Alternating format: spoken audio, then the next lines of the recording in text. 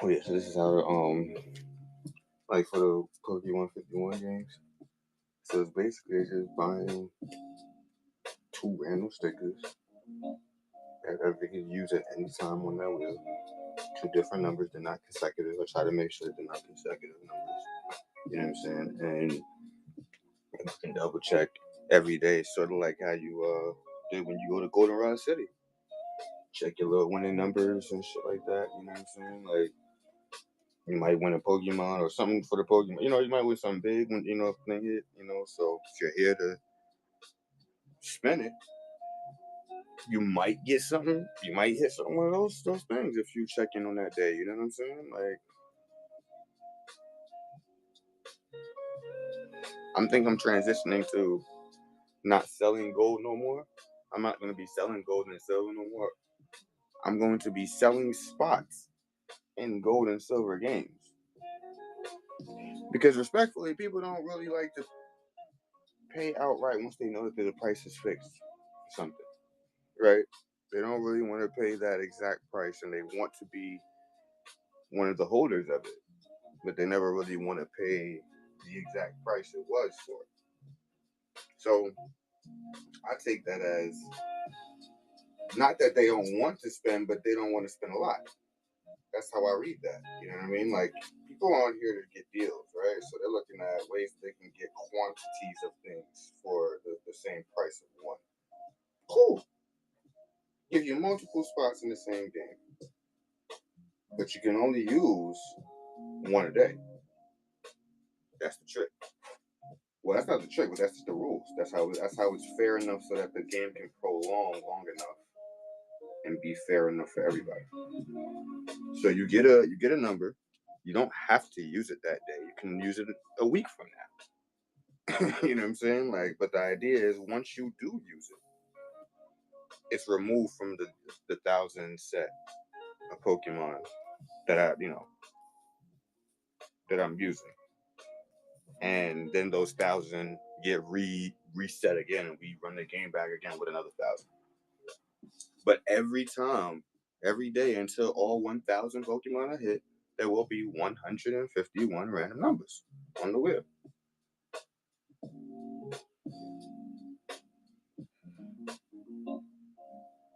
And that's just how I feel like it's fair enough to do it that way for me. I don't really care who hits the top prizes at that point.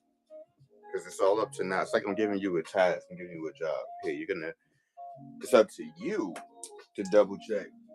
You know what I'm saying? It's up to you to double check every day or whenever I'm live. You know what I'm saying? Like, so might not always be live every day.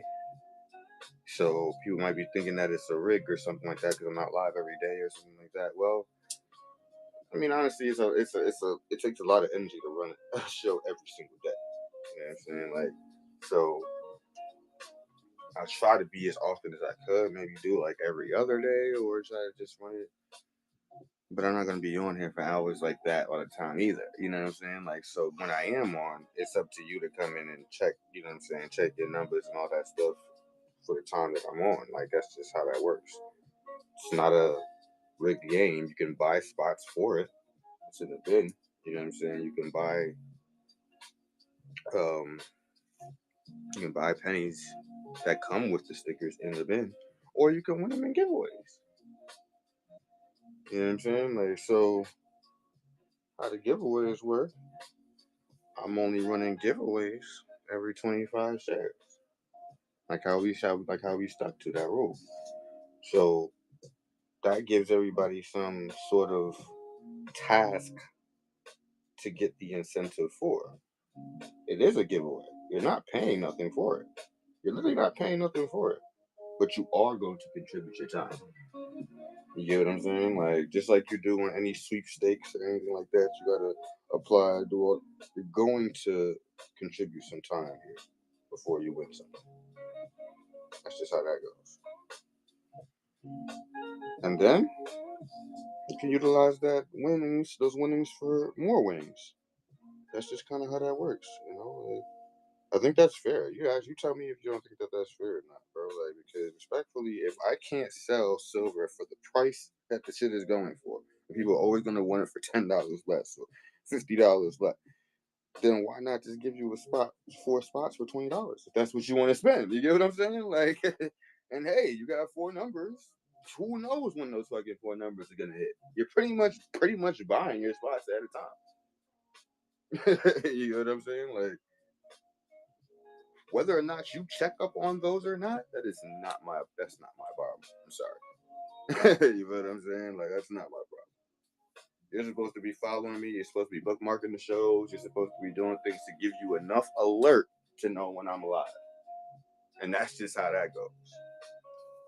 You know what I'm saying? Like it's time to put the community at responsibility, bro. We gotta hold the community accountable because everybody can't just come in and win something every time. But if everybody works towards everybody else winning, eventually your time's gonna come around. It's like a susu. Eventually your time's gonna come around. You're gonna win something too. You get what I'm saying? Like they say, early bird get the worm.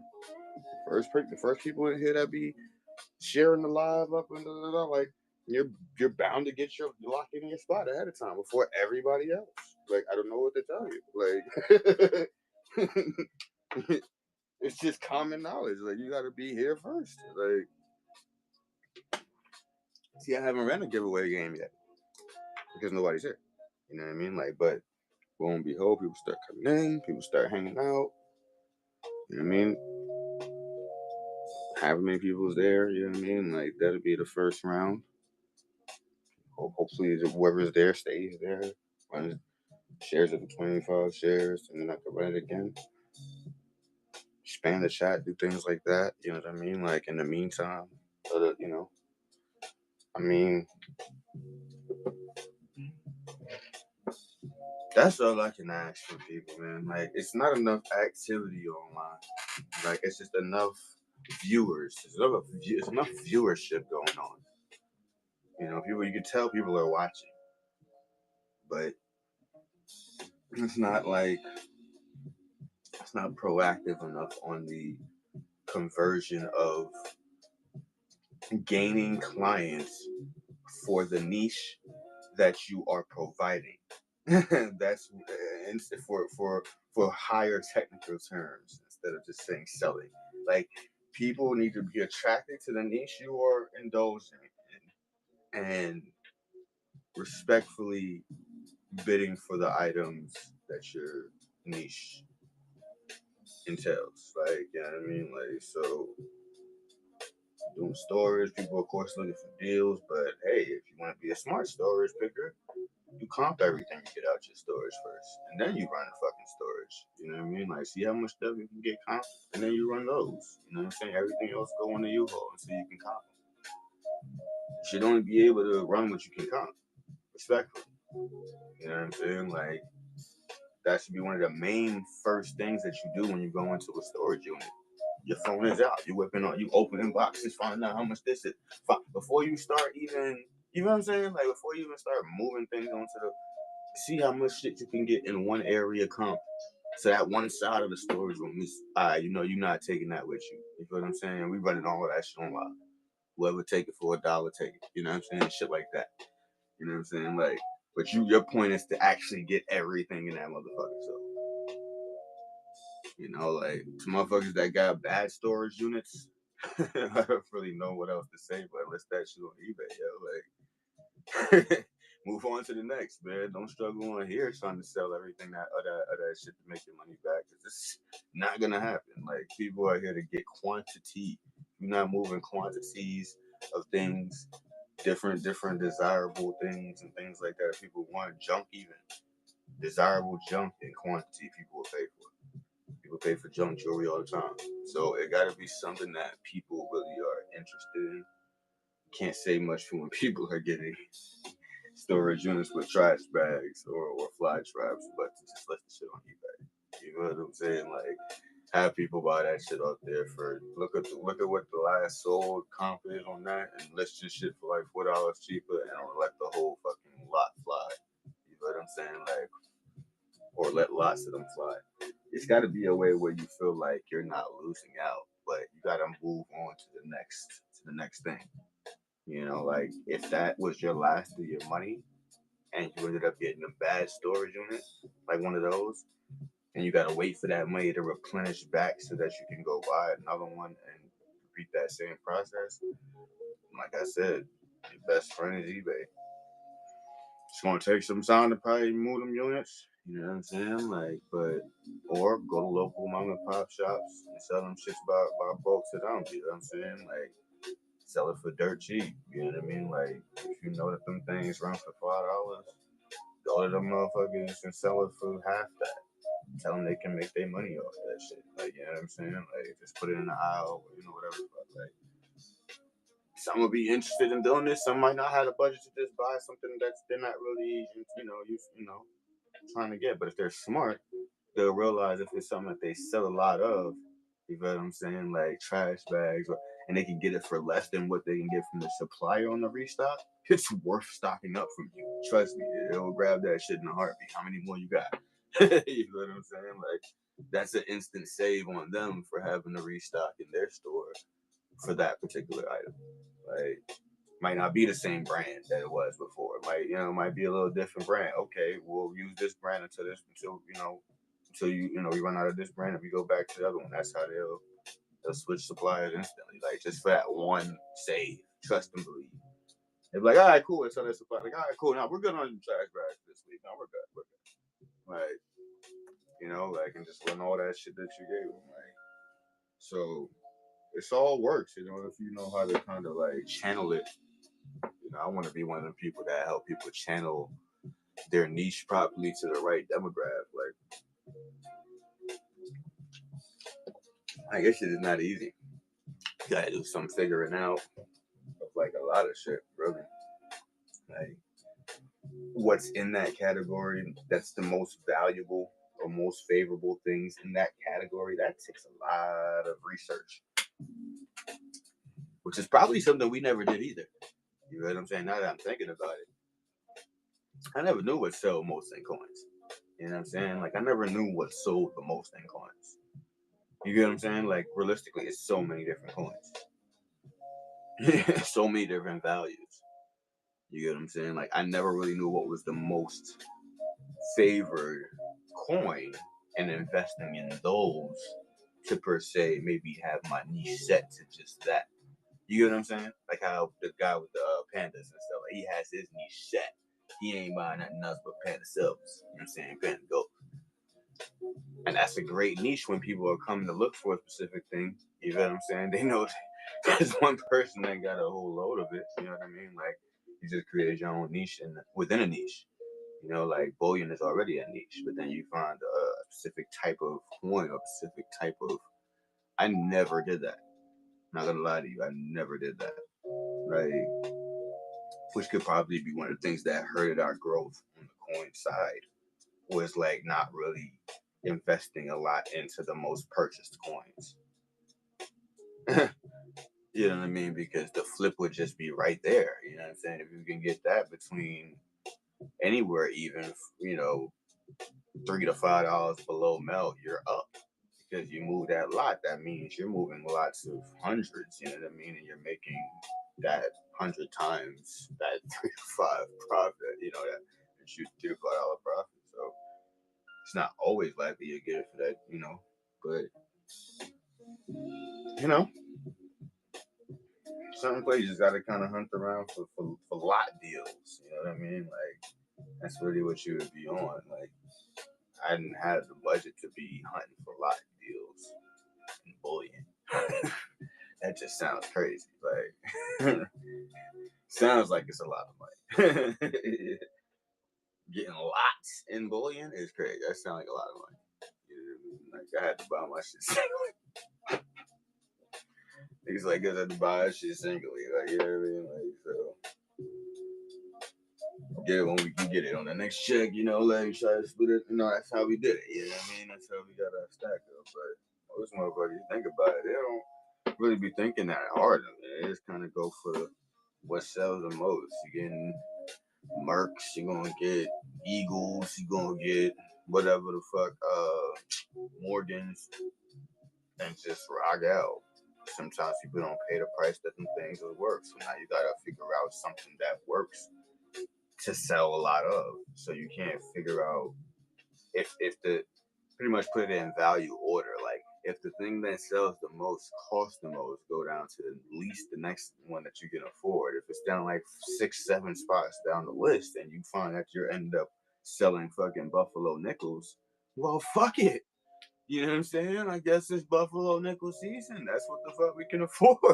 You feel what I'm saying? Until we can move up to Merc Dimes, and then we move up to Stand on Liberty quarters, and you know, like then we go move up to, you know, like it's a way you gotta move up the charts. Obviously, not gonna be able to hit the top selling Eagles at the crazy amounts and shit like that. And if you didn't buy all them shits at fucking $15 an ounce. It's impossible for you. It's really figuratively impossible for you to get the highest now if you're not paying the highest. So even as a seller, if you're not willing to pay the highest for it, you're not in the pool. You know what I'm saying? You're obsolete. You're not in the pool. You're not in that party. If you're not willing to pay that top price to get in, once it's at that price, it will never go down to $15 again. So you got to think if silver is going like that, you got to get in where you can fit in at damn near at this time. You feel what I'm saying? Like, so if you ever want to be like a stacker or something like that, you know, like you got to get in where you can fit in at. Market not waiting for you. You feel what I'm saying? Like, clearly it's going to do its changes and all that stuff without you. You know what I'm saying? Or has done it without you. So, you know, it's just a matter of being a part of it. I guess being on board when the ship leaves. Like shit. And whatever it is. Like I'm on some like just thinking like outside the box with it now. Like strategy over stress.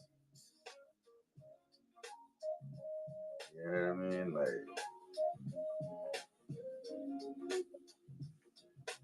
people be all stressed out, most out about what doesn't work,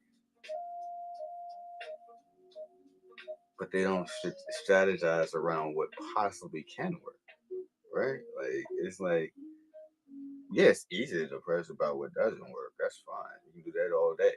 You know what I'm saying? But can we really strategize around what possibly or has a good repertoire of working, but we just never dived into yet because of the fears, the fears of what we can't do, or the fears of what we thought we weren't able to do, or all this other the fears is what blocking. You feel what I'm saying? Like, and much like ourselves, man, I'm breaking those barriers now. Like you know what I'm saying? Like I'm just doing it and then just saying fuck it, I don't care what happens. You know what I mean? Like because it's like okay, what's the worst you can get? All right, fuck it, let's run an ad. You know, let's run the social media ad on this type of shit. Let's see if the fuck who gets to, you know, who gets engaged by the post. Like who engages with the post because that means that was something that we should have done all along. You know what I'm saying? Like if it works once, that was definitely something we should have done all along. You know what I mean? Like, and we just sat on that idea for a little too long.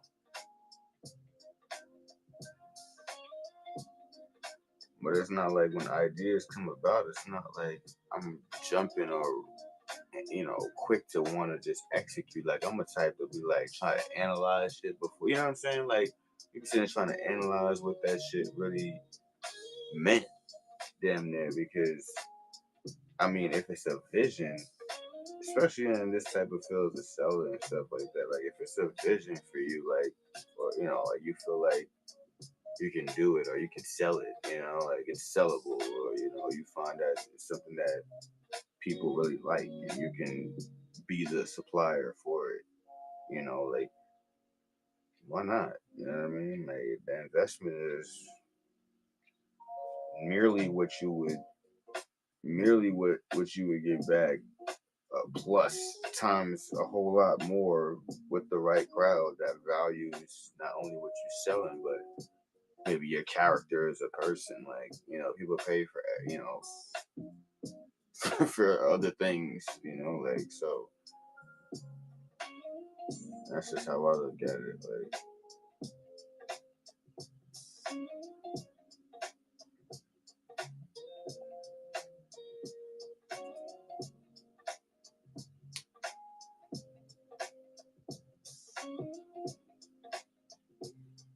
oh, yeah,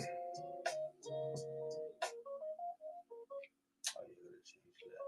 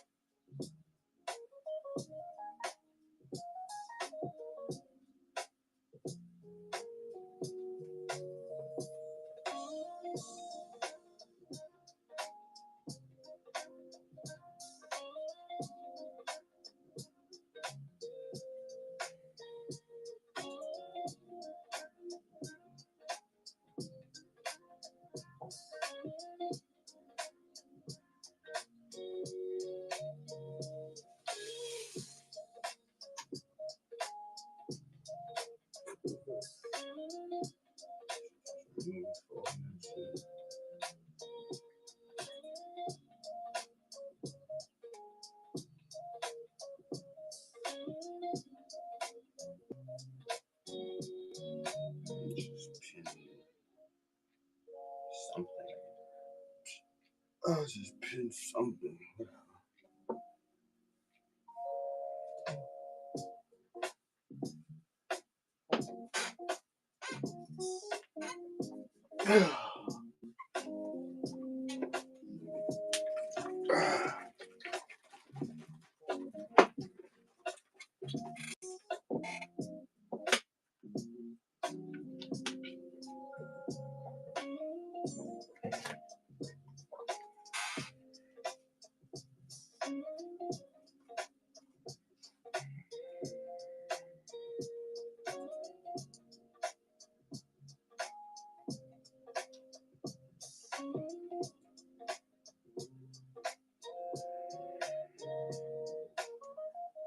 Bro, you gotta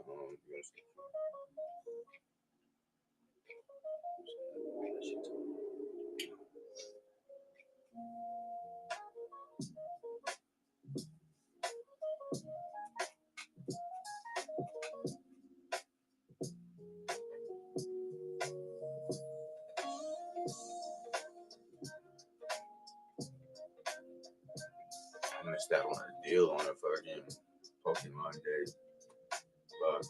With the Phantasmal Flame and the 2026 one. Yo, come to find out, ShopRite Persephone got like a case or two of Stellar Crown. Those booster packs I got in that little cardboard thing. Mm-hmm. Yeah, he got like a case or two of that shit. Where? ShopRite Persephone.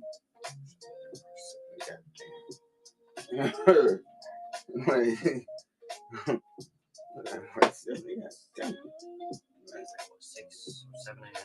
It's almost like the same price I got the other one. Oh.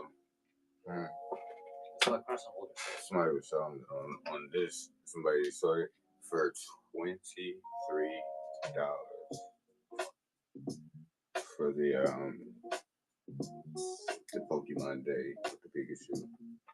Pokemon Day 2020. Pokemon Day celebrations. I think that's what it is. Celebration 2026. Pokemon Day. The card? The whole box with the card.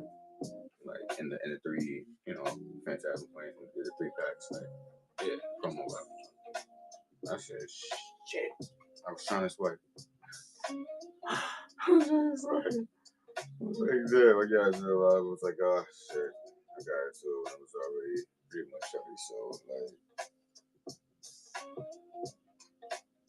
that was a great deal on that though. Cause I looked online, I'm like, they like, I mean, what's crazy is they said that's about retail price for before motherfuckers start scalping, going crazy, reselling and shit like that. So distributed reseller prices, like, so you think it like it's like, well, that's the case. If distribution companies were allowed to, as soon as they get the shipment from uh uh Nintendo, or was it from that's who made them, right? Like Nintendo makes them, right?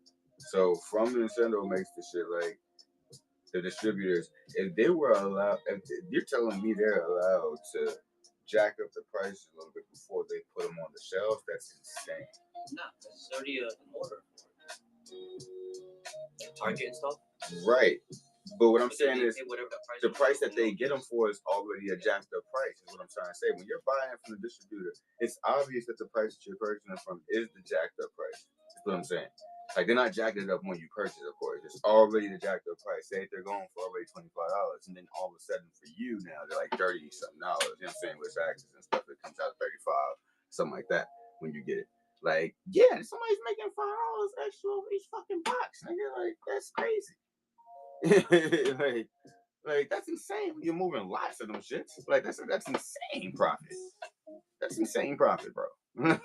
Like for just a regular distributing company, just for somebody just to fucking transport the shit from one fucking location to the stores, like they get making almost 6 figures. Nigga, like that's almost a 6-figure business just doing that alone. Depending on what the value is of what you're putting up there, you know what I'm saying? Like you can definitely make that bet. Especially people are buying it more and more and more and more from you as a distributor.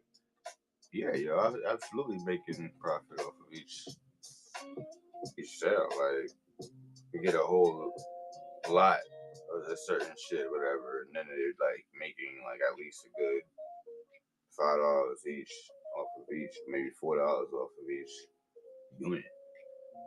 Like, yeah, they didn't create the shit. The person who creates it still gets paid, the portion. But the idea is the distribution companies are not just doing distribution, like they're actually reselling distributors. You know what I'm saying? Let's talk about it. Like, because if you're already a partner distributor, you shouldn't have to worry about altering the price that you got, that is on board, because you're already on contract to just deliver the shit. Like, if you look at MJ Holding. That's what I mean. This is exactly what I mean. It's got scam ass motherfuckers like that. You know what I'm saying? That's why Pokemon's buying them all out. Buying all the distributors out?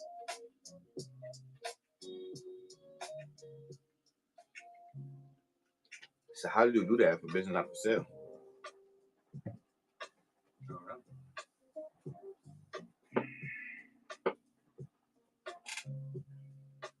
That or buy out their contracts.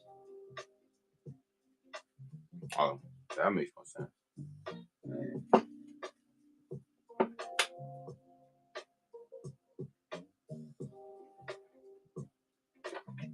Like, in that sense, they would probably be doing some even darker shit and figuring out who else is distributing. Because I'm pretty sure they have a list of their distributors. You know what I'm saying? Like, so they know who's distributing where. And then literally redline the motherfuckers from being like, from being purchasers of that product or some shit. And if they get their hands on it, then it's like, I don't know, some sort of like stolen property type of shit. Like at that point, like cease and desist on that type of shit. Like I don't know how that works in that field. Like, stop selling our cards.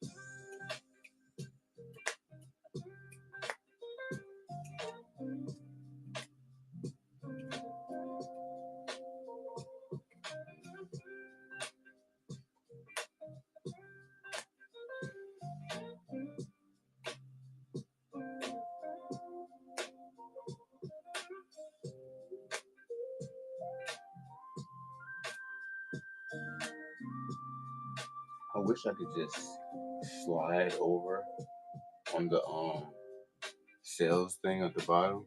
Just slide over to what I have in the buy now bin, just instead of having to collect, select a new one. Like just at the bottom, just swipe. So that, like for the next person I want to buy something, just scan through the whole inventory. That'd be dope. Just tell Whatnot that.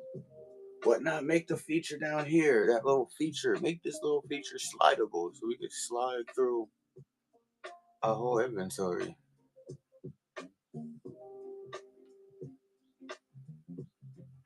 That'd be fucking dope. Or we'll get slide to maybe the same way we swipe to purchase. Like, just swipe that way on the description and it'll swipe to something different. Like for us, like not for the buyers, but like when we as sellers are running this show, so like we can swap through. That'll be a whole lot better. Like, I don't know, it's still not slow feature.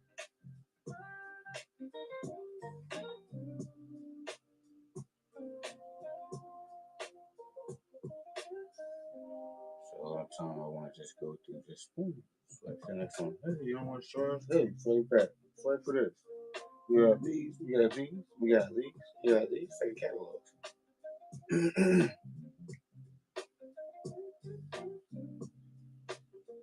Man, I'll do the backyard way for me.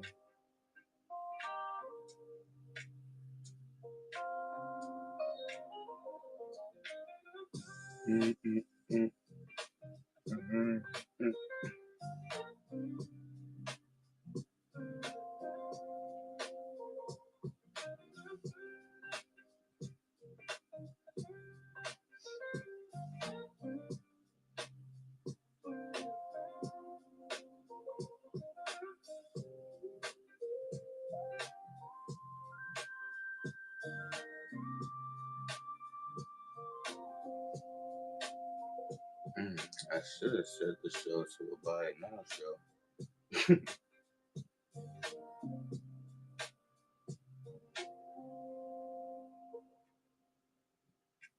Because the way you set the show up is important too, because people will come into specifically looking for auction shows, or specifically looking for buy it now shows, or specifically looking for surprise search shows.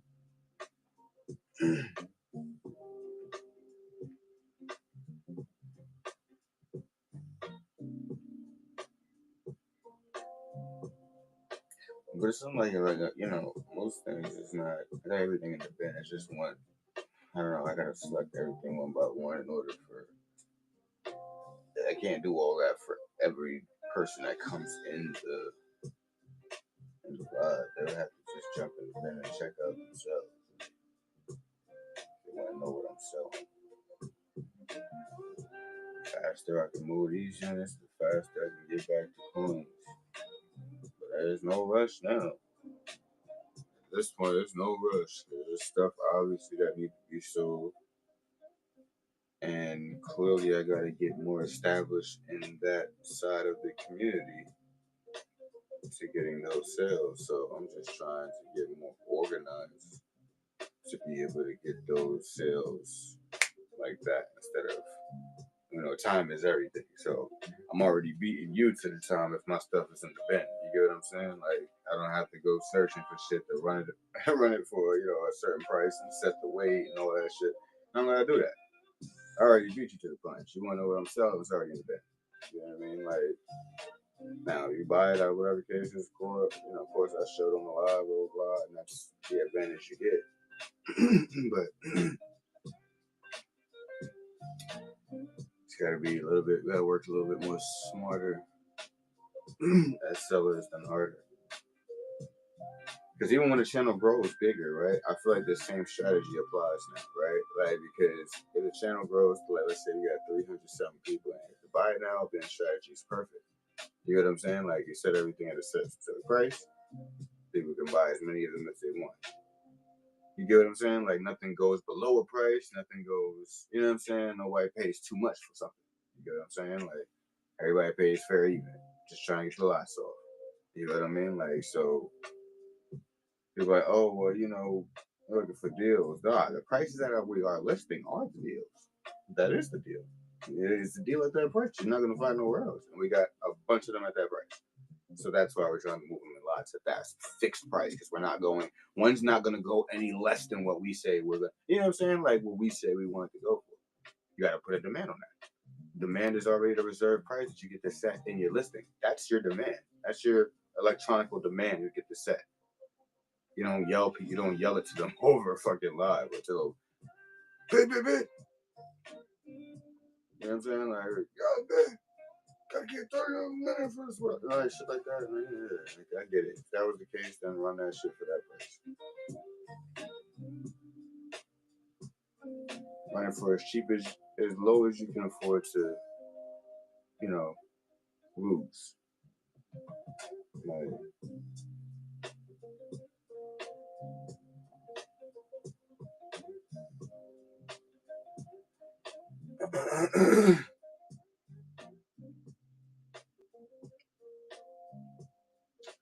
till then, I'm just like chilling, man. I don't know how we gonna move shit, if we gonna move shit. It's just like waiting the days to see, like, you know, what type of traffic we can build. Like, shit, we not even making that much money, so it's not like I said I could run a whole lot of ads that I want to run, because I know that that's gonna be where the traffic comes from. There's gotta be some funds there to run these ads. These ads don't just run themselves.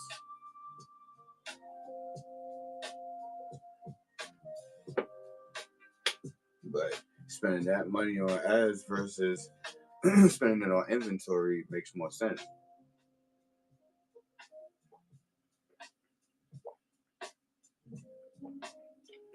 Because that takes time to circulate. Like when you do those ads, it takes time to circulate to build up that traffic. So while you ran that, in the meantime, you can get your stock up. You know what I mean? Like, because you're gonna have more than enough time. It's still gonna be slow for a little while before the heavy traffic starts rolling in from the ad. So,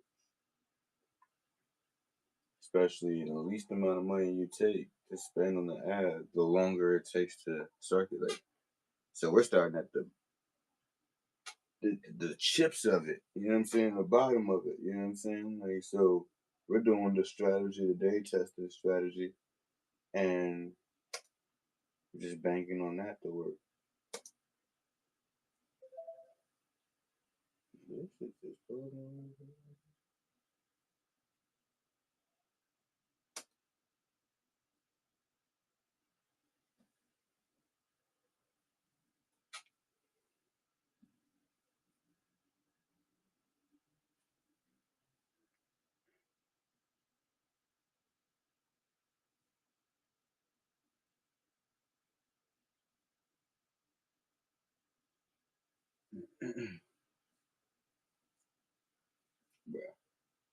Why we hate you do that dumb shit?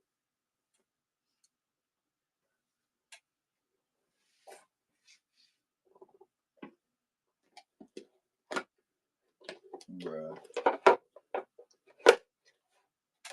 I'm about to turn notifications off for fucking Swan shit on YouTube. I swear that's all I see on my fucking phone is.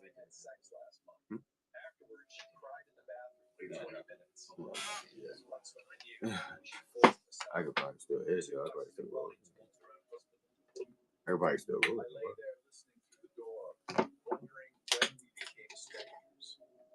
We've been married 19 years. I still love her. Yeah.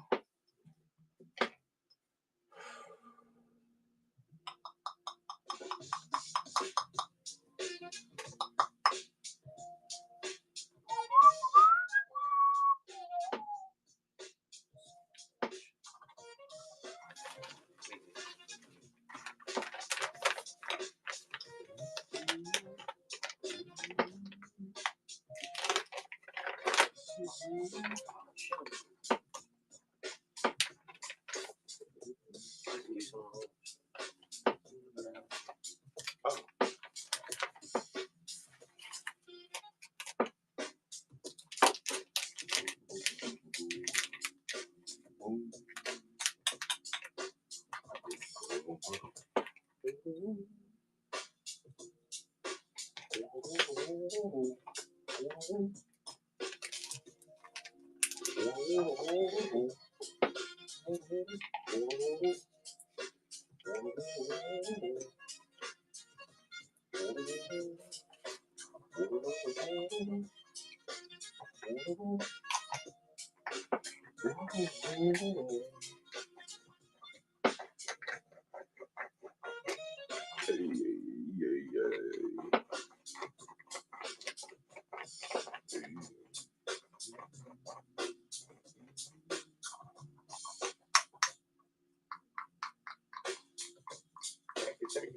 it now.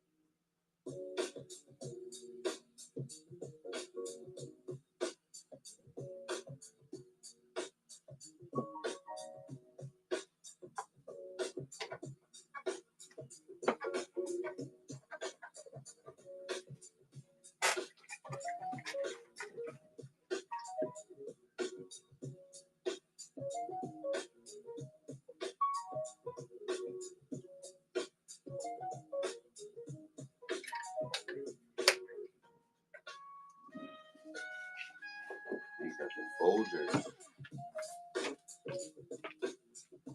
Never seen that can in like years.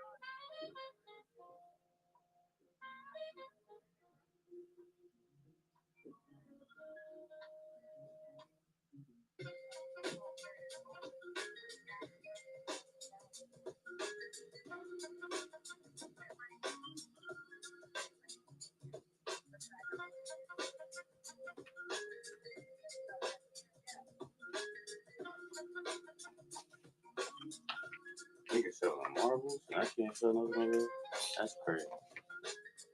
I know a whole bunch you selling them shit single. You like, what? That must be some good marbles.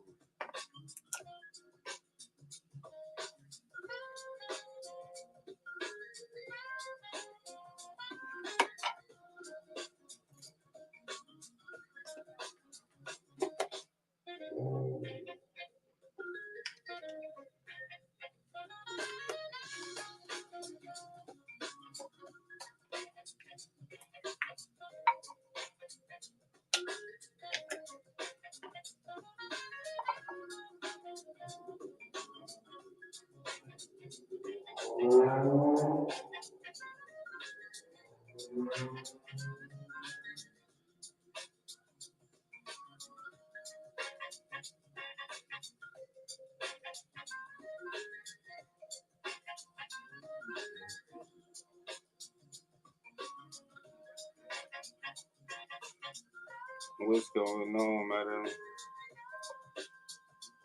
I know. I was just been like planning, trying to plan over and over. It takes a lot of energy to run these shows. I'm sorry. I just look my guy. Yo, what's up, man? What's the word?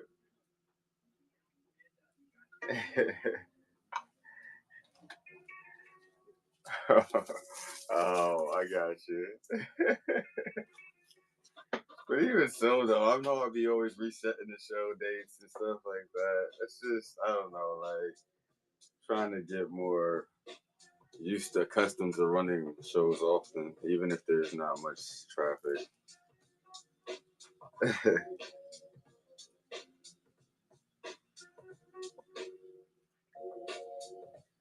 How's everything going though? What's the word? What's the word? More than likely, I still have everything that you. Oh, so that was just like I was just trying some new options, trying to set up new options in the cart so that I could have like multiple different things to do. So it's just like cards and I got like a whole bunch of like just regular Pokemon cards, or Yu-Gi-Oh cards, and just coins, and just regular shit. Like feeling great despite having to quit Earth for a long time. Oh no. No, not to quit the herb. We need the herb. We need the herb. That's the that's the same. Gotta do some heavy work. Gotcha. Gotcha. Oh man, I already know. Stress. Absolutely. I already know.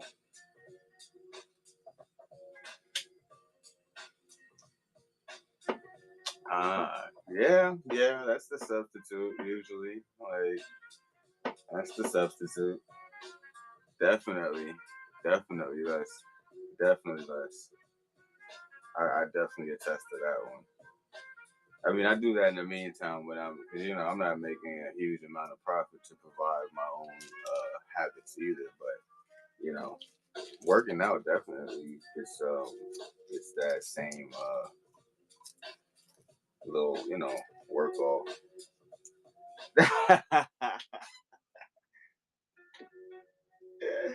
Built like China out here, well,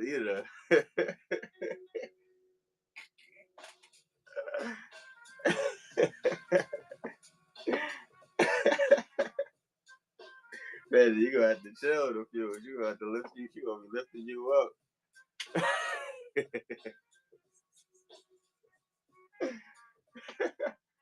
Imagine.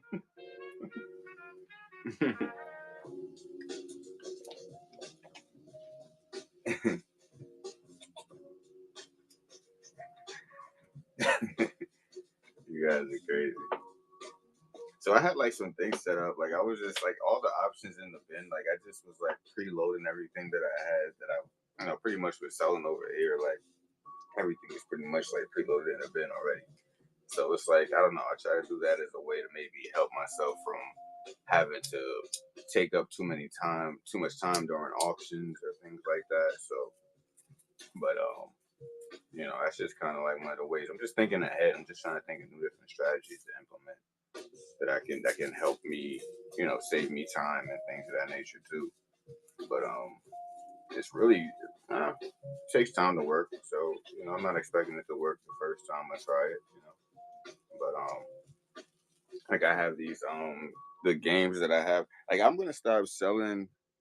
Like I plan on stop selling gold and silver and actually selling spots to get gold and silver. So it's different.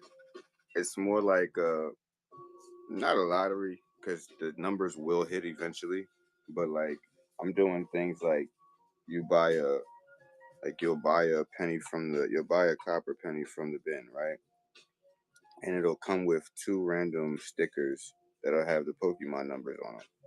These numbers I'm entering on I'm entering 151. It's called Poke 151 Bullion, right? So I'm entering 151 of these numbers is going to be on a wheel every single day, or every single day that I'm live. And then it's like if you I don't know if you remember Goldenrod City when you used to go to Goldenrod City in silver and gold, and you used to go to like the casino there or the game center there, and you used to go check for like your tickets to see if you won, and either you won like a Pokemon or something like that or something like that. Either well, they have those it was like one of those little game, like one of those little game, the little game plays, like the Game Boy Advance and stuff. So I wanted to implement that same strategy to like people here. It's like, well, these tickets are gonna always be here, right? Like they'll always be as long as the number doesn't hit. It can possibly be like on the wheel that day. So it's up to you to check, tap in and check and see, like, so the wheel is here, it'll be at 151. But here's the catch, right? Here's the catch. Everything's in the show notes too. Like I already loaded the show notes with the whole structure of how I wanted it to go. So like it's like, so the wheel is here, but this is what we're focusing on over here in this corner. So these are going to be on the wheel along with the 151, right? So you got a chance to hit any one of these on the wheel as well. So it'll spin, either it'll hit one of those and that goes with you, or if it hits just a random number, or just a random number, you'll get another pull at the giveaway games, the giveaway envelopes, and then that goes home with you. And then we take that number out of rotation. It's only going to be 1,000. So every 1,000, after 1,000, all these 1,000 numbers hit, whichever day they hit. Like, so it's almost like whoever gets it out of whatever giveaway or whatever, like, if you buy it out the bin, you can buy the actual penny with those two cards, those two numbers in it, for like, I think it's like, what was it, $5, $6, $6? So people can buy as many tickets as they want, and each set will come with two numbers. So you get to play your number that day, or you can, if your number is not on the wheel that day, you can pick any one of those numbers that you won and use it that day, and then we'll just still pull that number out of rotation and stuff like that. And if that number hits that day and you hit something off the wheel, it still goes home with you. Like, that's just kind of how I wanted it to go. Like, it's a little something different, like, but I realize when people don't want to spend for when things are like, hell yes, bro, you copper. So absolutely. Absolutely, bro. Like, that's like a better way to, I feel like I guess a better way to stack, like, I mean, people won't think of it like that. Like, they'll think that them getting it for less than melt is stacking better. But I always say I can't afford to, I don't have that huge inventory of stuff to be able to just run things at, less than melt. So I rather people play the lottery game, the Pokey 151 bullion game, and then they can win whatever gold, silver that's on the wheel that day. But the chances you're getting is sometimes they come out of, you know what I mean? Like, they come out of the giveaways, really. Like, most people won't even have to, pay for a ticket. Like, it's just how often, because now it's set up to where people who are in have to do some sort of, like, well, not you guys, of course, but like new people who are coming in who want to be able to get a chance to win that stuff will have to do some sort of activity, 25 shares. So we won't be spinning the wheel just back to back. You know what I mean? Like, it's like, okay, the wheel spins every 25 shares. You know what I mean? Like, so, it's kind of giving some incentive for people who are, who really, really want to try to win something. So, you know, and it makes it easier for me because, in a slow show, I'm not just running back to back giveaways when I'm not even making any money, You do want to know about the referral buys and the jury one. So the referral buys, those are literally just for like people who are coming in under the referral link. Like, so I'll have my referral link posted on like Instagram. So, I'll do things like, have people, that I have a bundle, basically a package, so that when they come in, they can use their $15 to get something out of our card. You know what I mean? Like, so that it goes to, the profit goes to us, the referral goes to us. Like, it's just a better way to, you know, giving incentivize. It's like incentivizing it. Like, I'm doing it as like reframing it, structuring it like as I'm giving you a gift, right? Because I mean, we have it on the platform, it's under the referral code, so I'm giving you $15. You know what I mean? That's the way that I'm structuring the deal. Like the offer is I'm giving you $15 to come to the platform and get some gold and silver for free, some fractionals. So or you can use it to buy some tickets to the 151 game, which is going to be with the wheat pennies. You know, you can utilize it any kind of way you want to, stretch that $15. I would do it in the Pokey 151. Like I would buy some tickets to the if I had the $15 and I was coming under my referral, I would buy the tickets to that because those tickets stretch. You know what I mean? Like I'm buying how many? Maybe two sets. That's 4 tickets. So those 4 numbers I can play any day I want. You know what I mean? Like any day you're live or any day I'm live, I can play those numbers and see if those numbers are on the wheel. You know what I mean? Like so, play one number a day. Until those numbers expire. So you got chances on chances to win. You know what I mean? Like as you're buying certain, you might be buying a penny. You might be like, oh well, this is a pre-1959 copper wheat penny. Well, it's not just any penny. It's better than any penny that was made at post 1981. This 95% copper. So at least the offer is something a little bit more melt value worth. Might not be super amount, but hey, dollar worth in melt value and some copper plus two tickets to better than the unsearched. I feel. I mean, I have those. I have those, but people want. How I feel about that is that people don't. I don't know. People look at it for more and a lot when they're talking about those pennies because I don't know. They feel like maybe their chances are better. Like I have them here. Like I have rolls over here, like that I got, I got for sale too. So, just.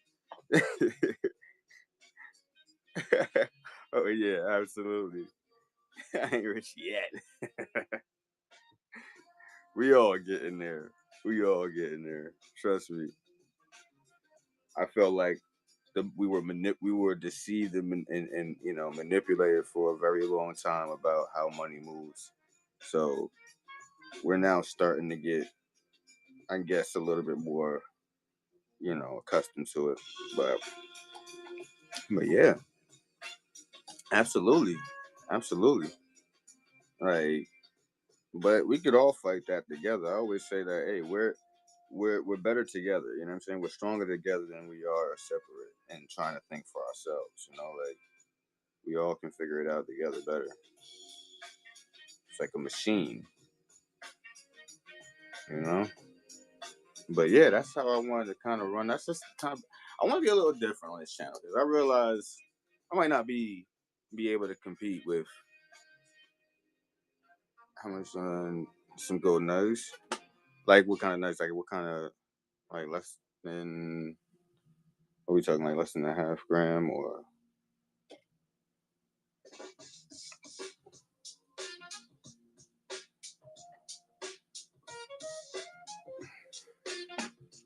They're like, oh, they're like 3.3, got 0.315 Alaskan gold nugget. See if I can get better lighting there.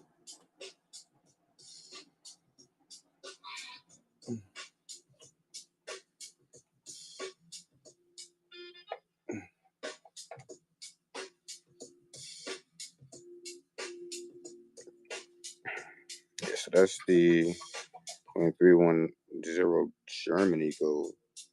This is from Germany.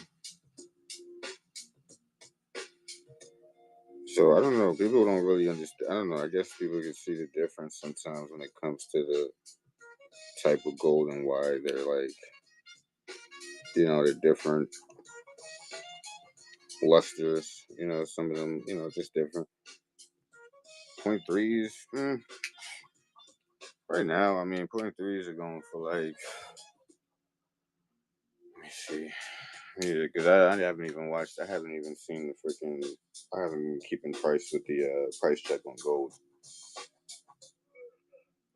Let me just double check. Gold is at 4,500. Wow. Okay. So that. And what's crazy is I don't sell that amount, but for you, of course, if you're looking to inquire, I would definitely cut you a deal. Make sure that you get a decent deal on it. Just want to make sure that it's It adds up. It makes sense.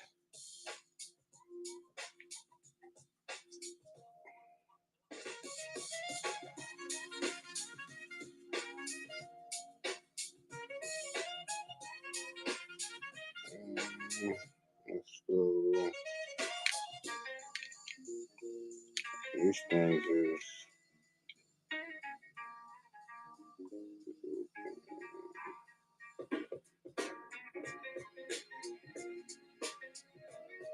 So, hey. Oh, unlock the major on that. Just chilling.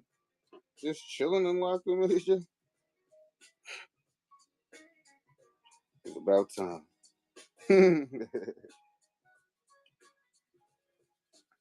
So the current price on 20 on these are like 0.315. Would be 68, but I cut you a deal for like 65 if you want. You know, like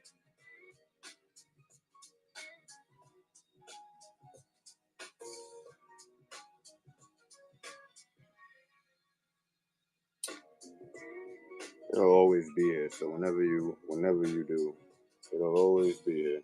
Cause I don't see anybody inquiring about that anytime soon. So absolutely, bro. I'm probably a guy. Yes, I'm the only guy you probably gonna get it for a little less than no. Like I'm one of the only guys you gonna get it from. Like we've established a camaraderie, you know. Like so, I'm one of the only guys you probably get it for a couple dollars less than spot. Like, and I don't even like, you know what I mean? Like I don't guarantee that to everybody because I tell everybody else if you don't shop with me or if you don't like not a frequent with me, then I don't know about deals. Deals is a long shot. We got to establish some trust first, you know, like. But yeah, absolutely, bro. The random jewelry. Oh yeah, the random jewelry. So it's not. It's not silver. Maybe some silver plated stuff in there, like, but it's like just like random bags. Just I got some glasses in there, watches in there. Like just like it's like people that do like I don't know, it's those people that get like those junk jewelry, like they just kind of buy a lot of jewelry by the junk or whatever. So that's more so who was targeting. Like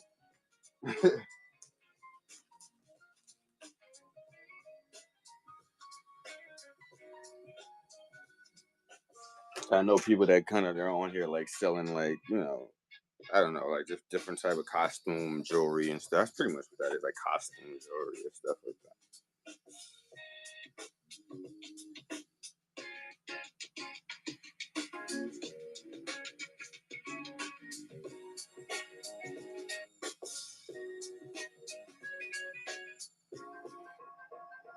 But yeah,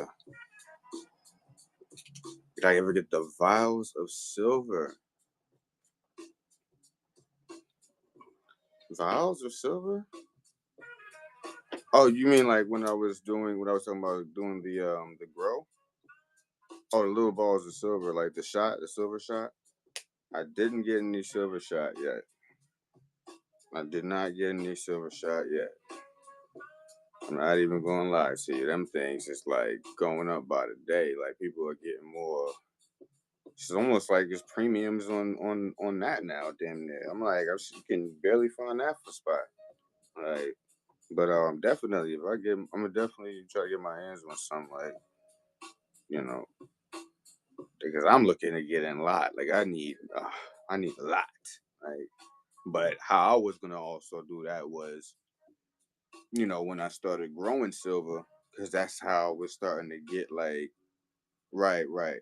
That's why I was starting to stack up on like sterling, because I was planning on starting to basically start my own process of making my own silver. You know what I'm saying? Like doing my own silver grows and things like that, to where I can sell my own silver. You get what I mean? Like I'm growing it. You can grow a kilo of silver in like a week, bro. In like 2 weeks, can grow like a kilo of silver. You know what I mean? Like, so why not do it that way?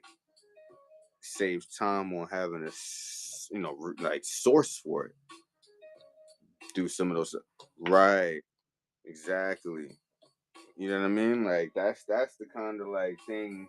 And then maybe when we get to the point of like, you know, like, actually making molds and actually creating different designs and stuff like that. If you start that, I need some stamps. Silver, gosh, bad. I'm gonna start working on the little small ones first. Stamps. I'm, that's yo. Appreciate you for that one.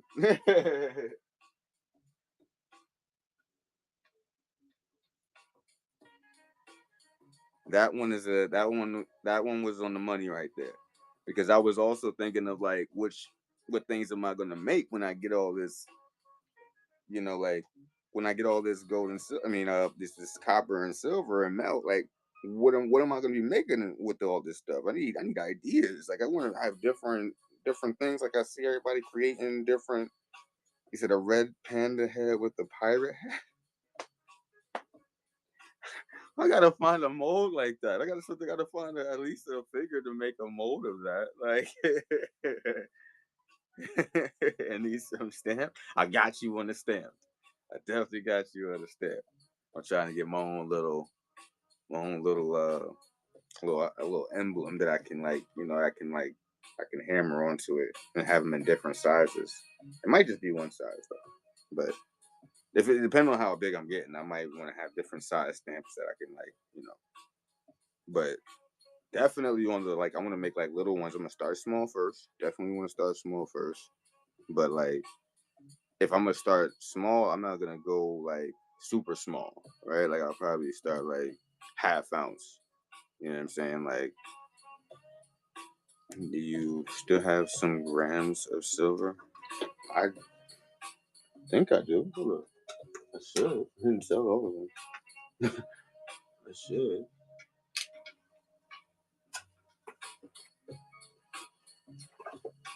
Yeah, I got some. The little squares only have maybe one of those, I think. I think.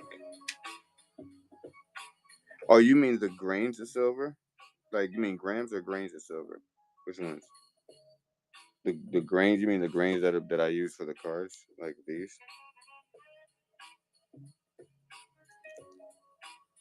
Or do you mean like the grams, like the Valcampi?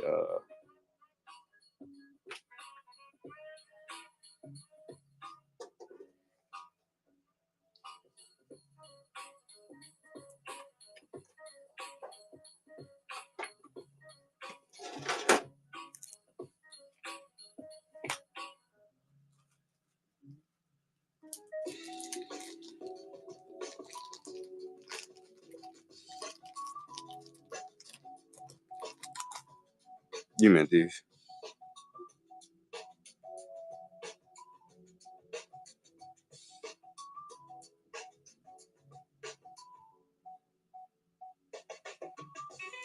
Is that the ones you meant, or you meant these are the 1 grammers? Like yeah, that and the smaller ones and smaller. So you meant those? Like you meant these grains too? I mean, they're like the same. What's funny is they're the same. Like, they always look like the same size, but like it's just one's chunkier. That's all. Like, you see the fatness in one, the flatness in the other. So the grams go for 5, and these grains they go for like $2.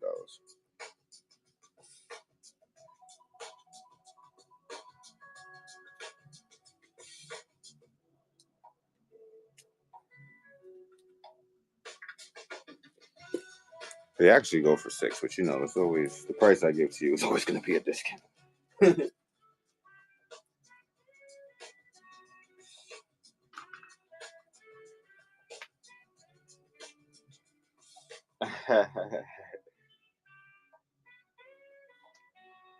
Get 2 grams and 6 grams.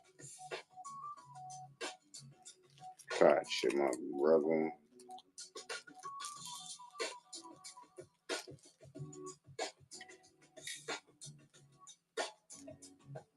You got my last 2 Valcams too. And then you like the Valcam, so um,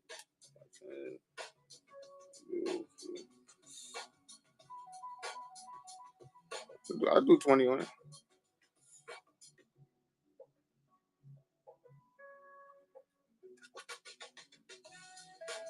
I'll do 25 on it.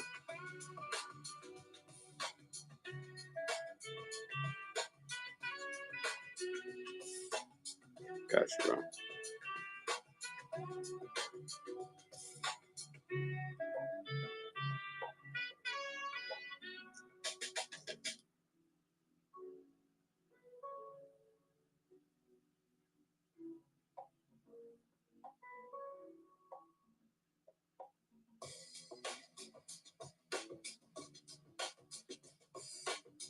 So this is on. Okay, this is not. It was that one. Wait. It's that one. I got so many of these listings. I gotta make sure I'm on the right listing because that's the one that got the weight set up already. Yep.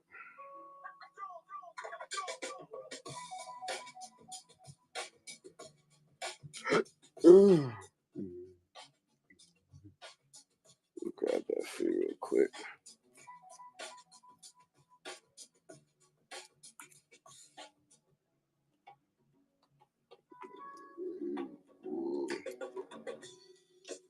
Oh, shit. Right. Sure.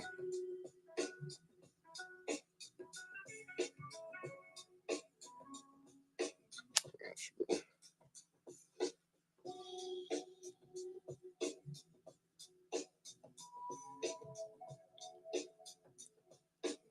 Oh no. What's the van? Yeah, sure.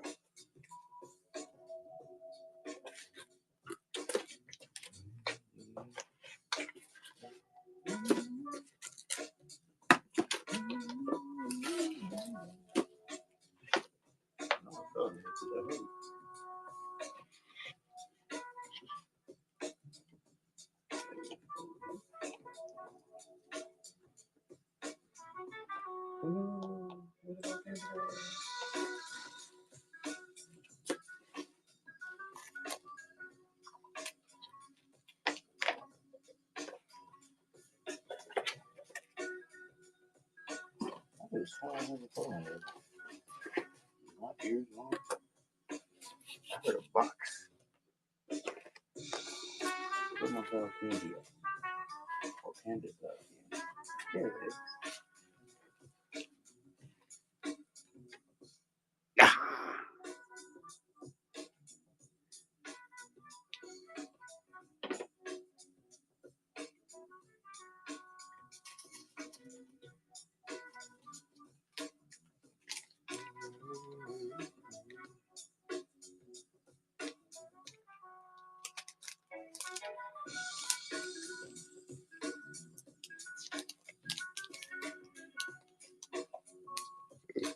Another baggie real quick. Get a little better.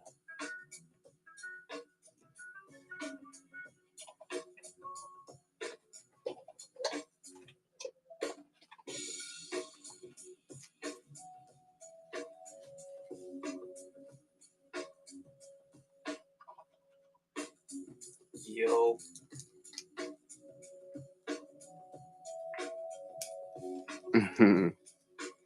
Yeah.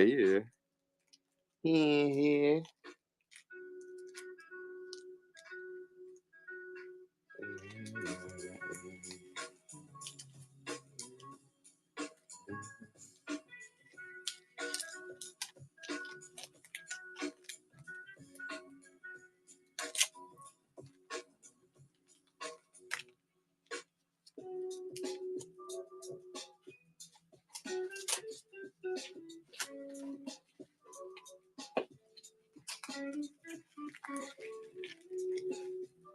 What foreign notes that you have, Percy? Oh. Oh yeah, absolutely. I still got those too. I got all different types. To be honest with you. forgot. Let me, oh shit. I didn't even, give me 1 second. I didn't even have no, giveaways loaded in the bin.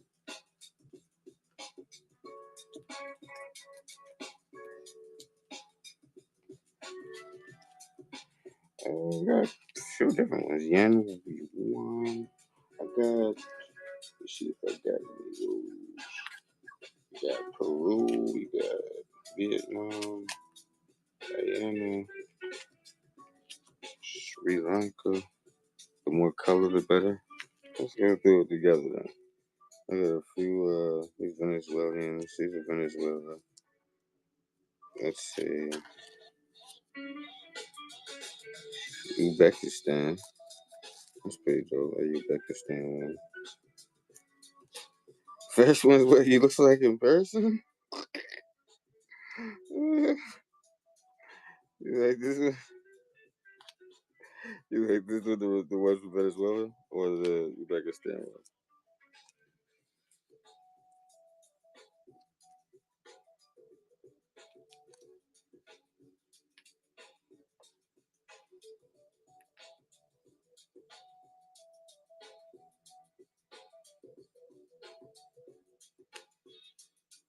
Let me go at the security line right there, so we know they all legit. Let's see, we got some more Venezuela 1,000. We got Mongolia.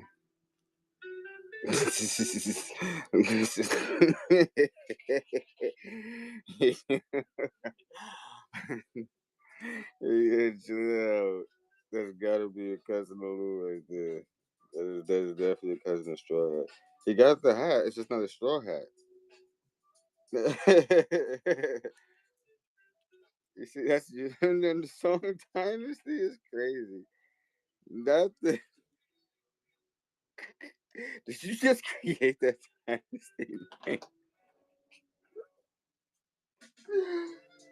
Yo,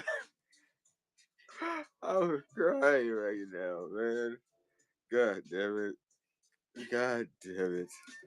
I was like, I knew it was some sort of dynasty that sounded Ying Dynasty or something like that. But they just like, you got Song Dynasty, Wong Dynasty.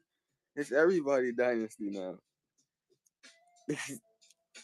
Yeah, what you got? Peru?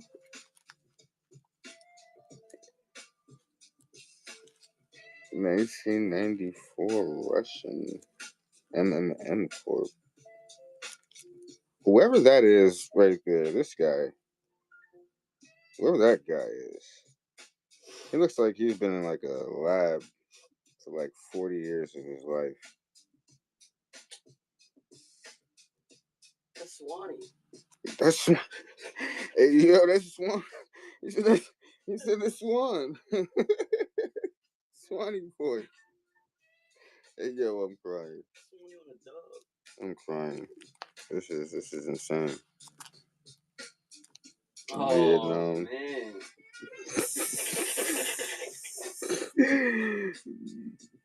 That one is fire. I'm not gonna lie. That one is fire. Just the where's the security on this? I know there's like a face on this. I think in the back. No, it's not the one.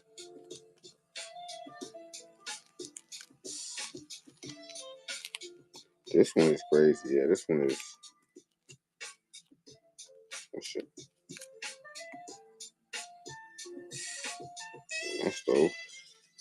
I'll put that one to the side real quick. Just tell me which ones you think is fire. I'm gonna just take those to the side. We got Sri Lanka. Of course, these Yemen. This one that Sri Lankan one.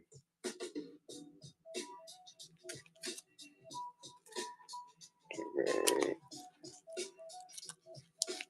Let's see, we got this Yemen 100 Real.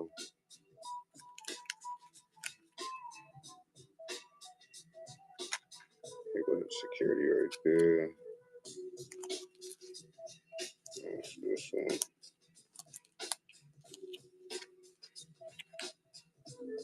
Guinea, 100 francs.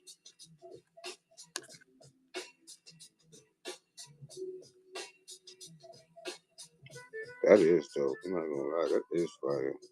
Holy shit. I got you on that one. That one's definitely fire. Somalia. That one's fire too. Shit. 50 shilling for Somalia.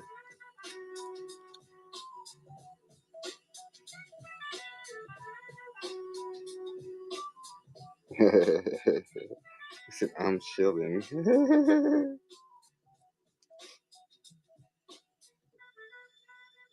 Chilling. Venezuela. Another Venezuela 2000 on that one. What's this one? Indonesia. 100 rupees. Rupiah.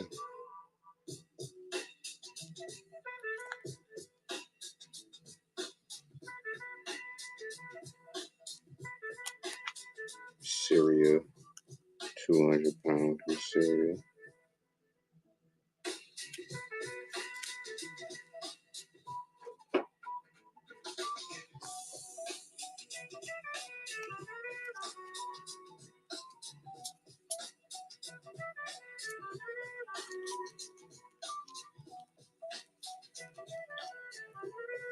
Cambodia. God damn, who got so many cousins? Stuff, I got so many cousins, it's crazy.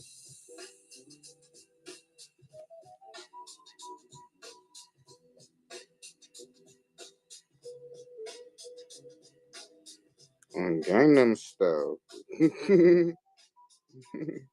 The boy,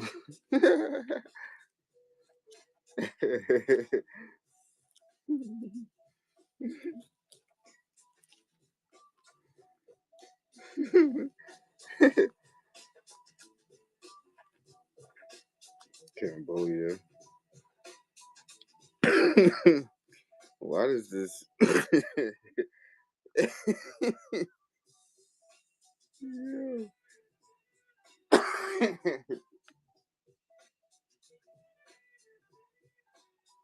That's funny as hell. That's dope. 1,000. Rupiah, 1,000 rupiah.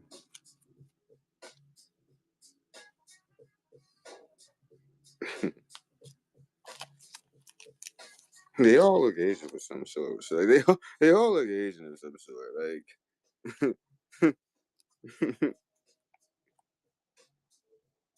Afghanistan.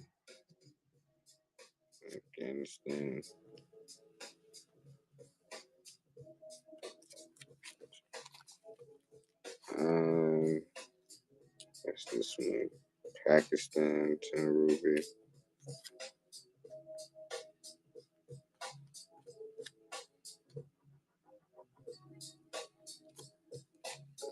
Yeah. What's these? That's a 10. We know that that's Venezuela back there. This one is another Mongolia. that's the Golden Gate Bridge is crazy. Hey, yo. Nigeria, 50 Boyara.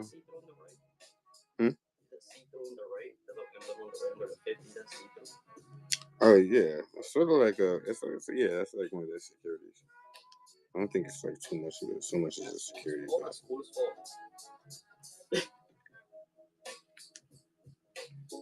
I guess it just glows under the light.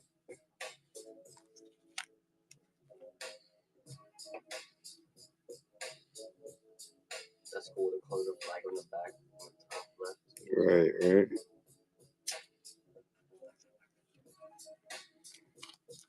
5. A lot of these Venezuelans up in here too.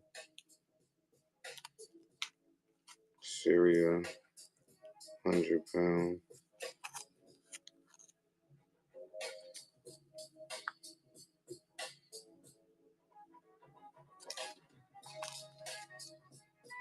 Suriname.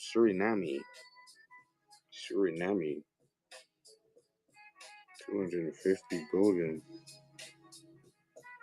That's dope. That is very yeah, my man looks mad. Man, put me on this goddamn bill. Man, put me on this goddamn bill.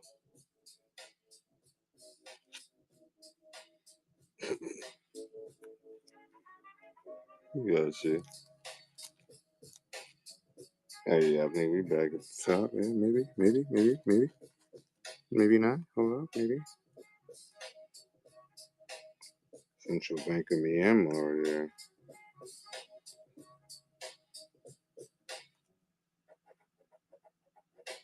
You got this exact one, 100 kiosk one.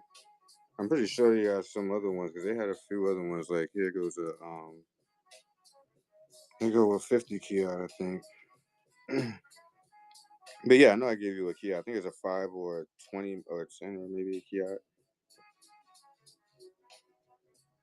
Cause I remember that dog. Yeah, I remember that dog. Okay, yeah, it was more good. Yeah, they're dope. Got you. Cool as fuck.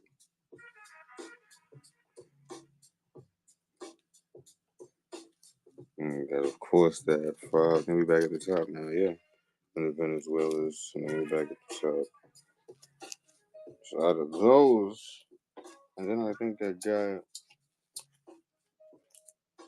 Let me see here.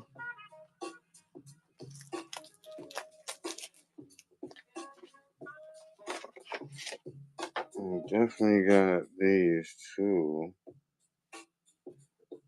And then we got these designs.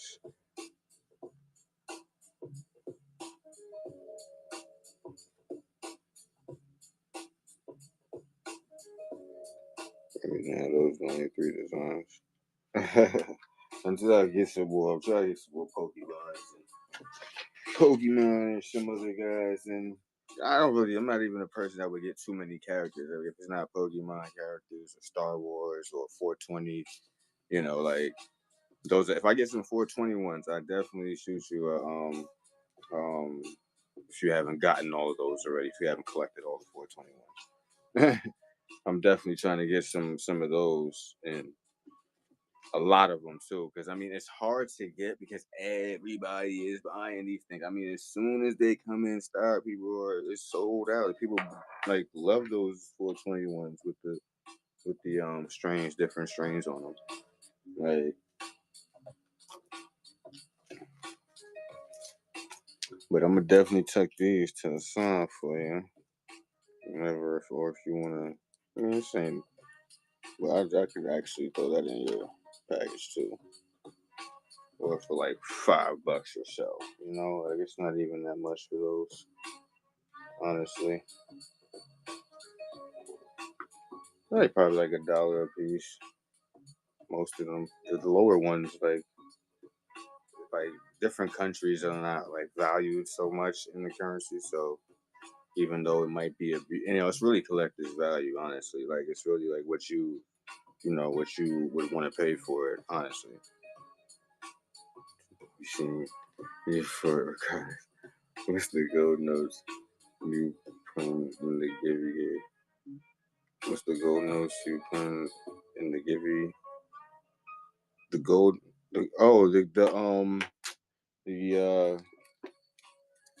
I haven't gotten the stock of those yet. I haven't gotten the new stock of those yet. We're talking about these right here, the gold backs. I haven't gotten the new stack of these yet. But those run for like $4. It's not even that much for these right now. Like, but when I get them, it might not be able to get them for that price, so it might end up paying like five, 6 for them. So I have that's literally the only one I haven't got a new stock yet. That's literally the only one I got right now. Like that's why I wouldn't run too many giveaway games because I don't have much. I don't really have much. Those that's usually like what the hit is in the giveaway games is one of those. So I haven't gotten a new stock of it yet. So it's been a little slow here. Trying with the other. Yeah, I can run that for 10 if you want.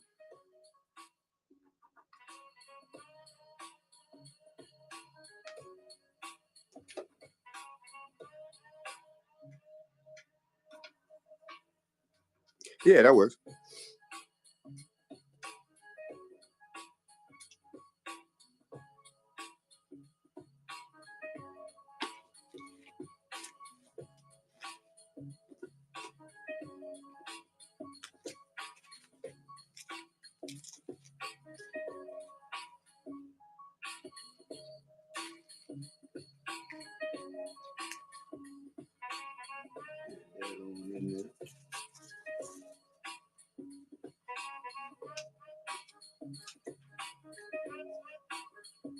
Bet. Adding that right in your package, my brother. I appreciate you, bro. You know I always appreciate the line of support level, whatever, man. You know I always appreciate it.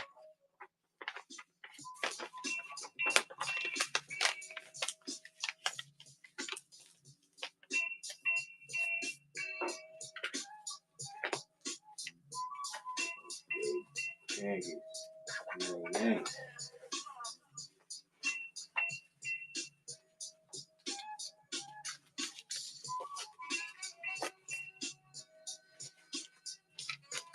Yo, I appreciate you, bro. I got you. Always, man. Always. Appreciate you.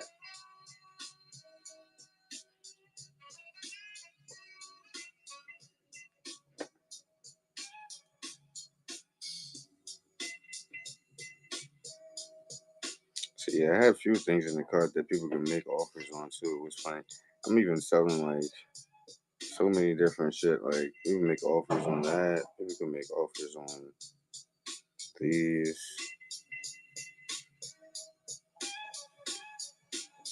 You can make offers on these. It's just random stuff. People can even make offers on these. I mean, depending on how much they want. Like,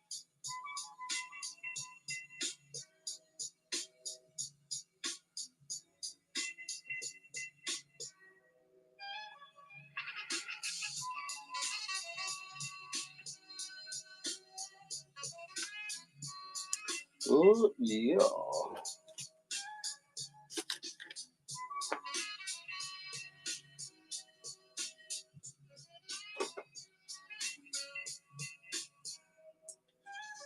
What was that site you was looking at for prices? I got you right now.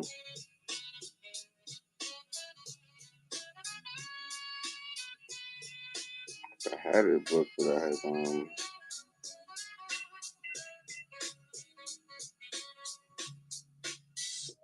it's called Carrot calculator. Right here. Just type in carrot calculator on Google. And go just type in that, and I should give you the current. Sometimes they updated because like the market prices is weird. Like certain places have prices that are less than some. Like so, I always try to check like what is there one for silver. My should be, but not on this site. It'll probably be a different site for that one. Let's see. Gotcha.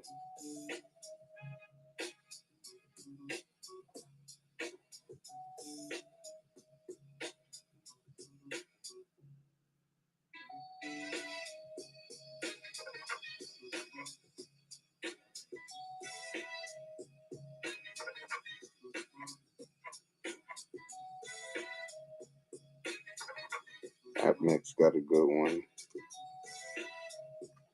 You probably use the AppMix one. I think is probably a good one. They're probably updated. Only problem is, yeah, they're definitely updated. AppMix will be a good one. You get about an ounce, grams. So They do gold too in platinum, but I always like the carat one because like I can choose based off of the carat. Like sometimes have you might have different carats. I might have 22 carat. I might have 10 carat. So it changes. Like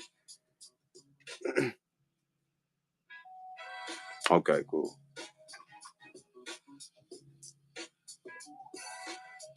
Yeah, bro. Like that's how I kind of like. I don't really sell at mill. That's so real. Like I vow not to sell at mill because here's the thing. You got what's called. You have two things. You have two listing prices. You have what's called registered prices, and you have enlisted prices. So the prices that you see that are like the melt prices, the spot prices, those are registered prices. Those are not really enlisted in the vault. So the vault prices are different by the enlisting, how much they actually have in the vault, and that's where they price, and that's why it's actually valued more because they actually don't have the amount that they're reporting that they have in these vaults. It's actually a significant amount less.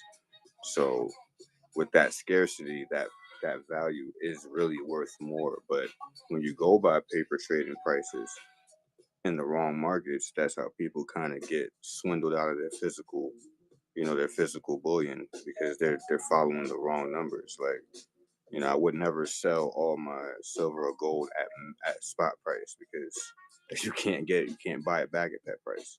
You know what I mean? Like, so, you know, it's just how the market is. Like,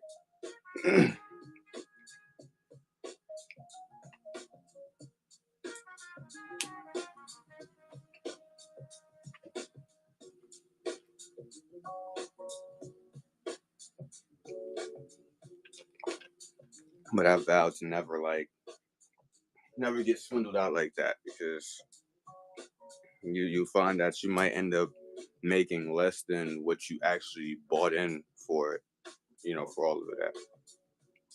What? Oh, I'm gonna say. That's crazy. What? That's yearly to the stream. Oh, I don't know why the fuck I forgot.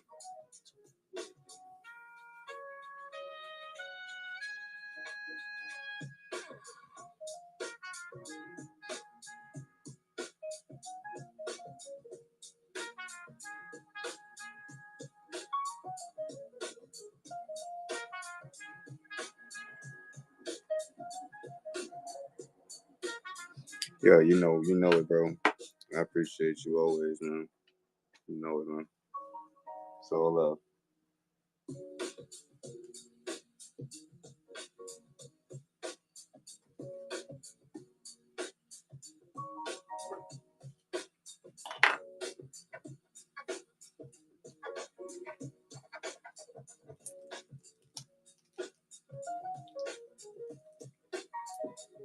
Only Panda get my last two val cams. Because I would never. Only Panda could get my last two val candies. Like, I should not be waiting thanks in the back. Still waiting on tequila red Panda cow. Yeah, we might have to create that. We might have to create it. I don't know. We gotta get enough copper in though. We gotta get enough copper in. We might have to be able to create that. That kilo. Which one? The coin? Which one? The bar? What we gonna do? What we doing? That bar gonna look crazy. It might have to be in a coin. It might have to be in a coin. Just make it high relief. Gotta learn how that high relief stuff work. I'm have to get in contact with Vodafone. Right. This shit.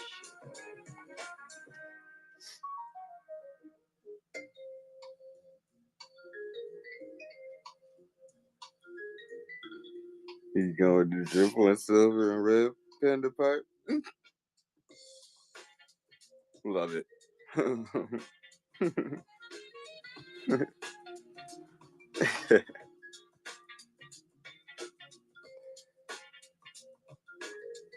Hell yeah, bro.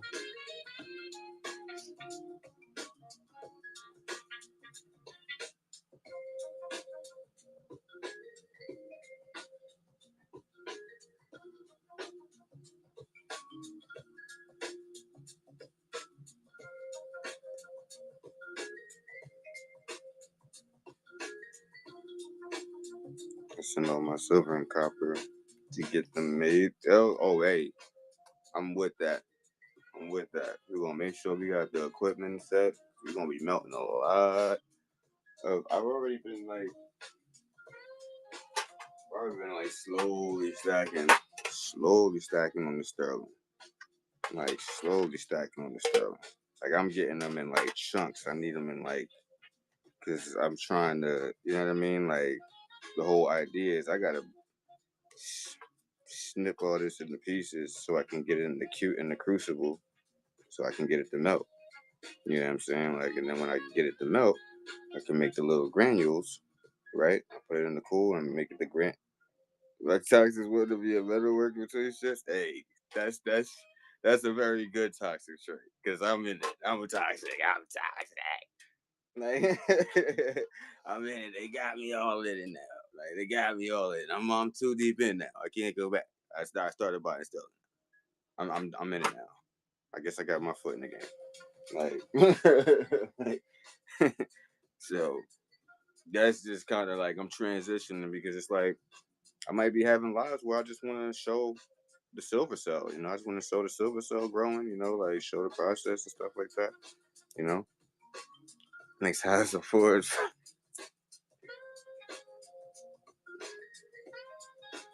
I'm with that. You got a backyard in town? Listen. You can build a good. Hey, yes you can. But they also got them on Amazon for cheap. Like the whole setup be like for like $80 for like 120 kilogram crucible. It's insane. Like that's a crazy deal. Like like for me, like just for the whole setup, like I just gotta set that motherfucker in there, heat it up. You know what I'm saying? Grab it, put the stuff in there, pop it back in, and let that shit do its thing. Like if you travel like a motherfucker. Well, yeah, the process. I've been watching street tips on YouTube a lot. Like an unhealthy amount of times. Like that's where like he be teaching the whole jazz like how to get this into like granules and put it in the damn cold water and get the little granules.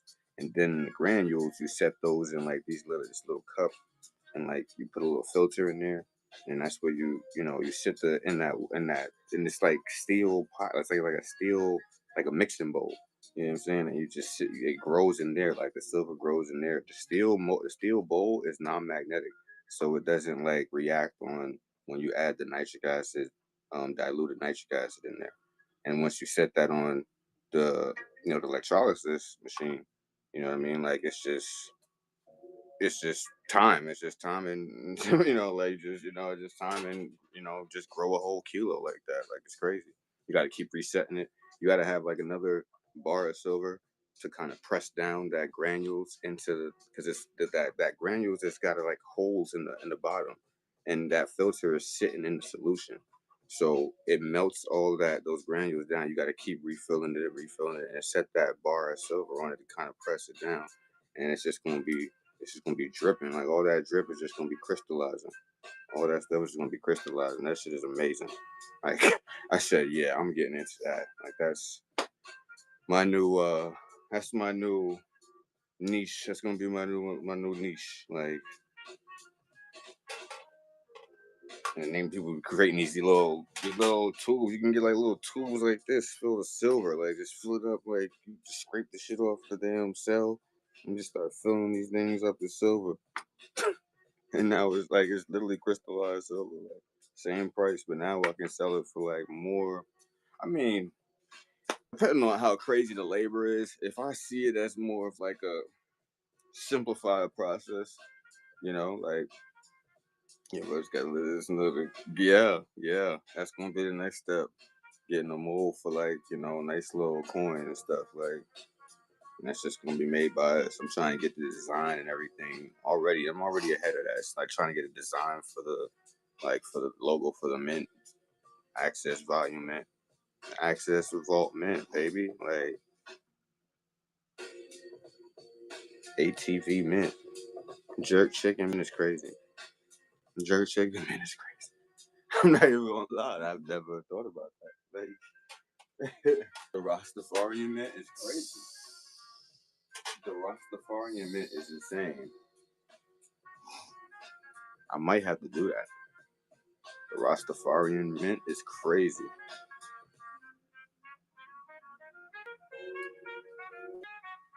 The bacon shark mint.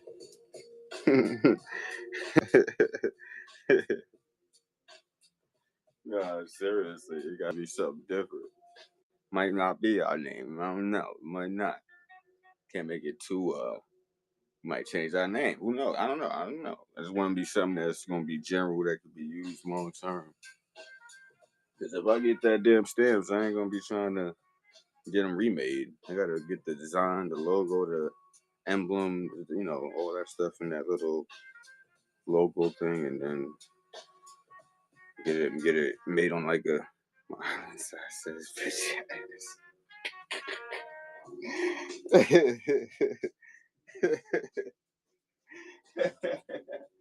Well, I guess we have a vote on jerk chicken, man. How would people think like that? How would people feel about that? Like,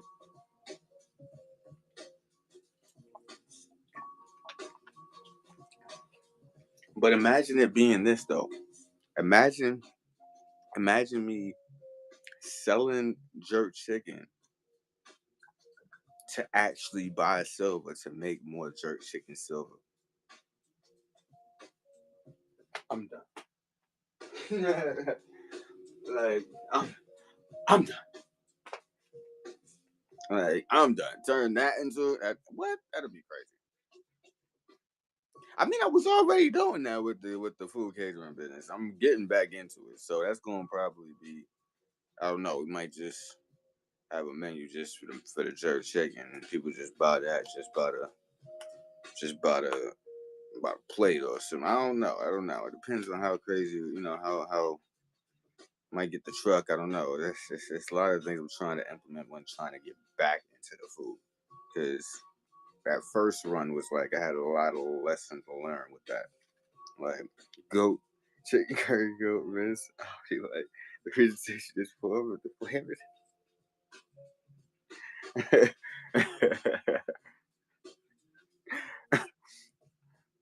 I might have to make it into like a leg, or like like a chicken leg or a chicken thigh, and just I don't know. Like, see that right there? That's what I'm talking about. That one, that Straw Hat Shacks.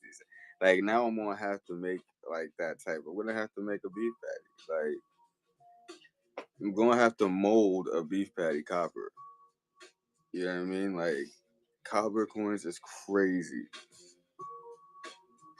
Copper coins is insane. Like, how are we even gonna do this?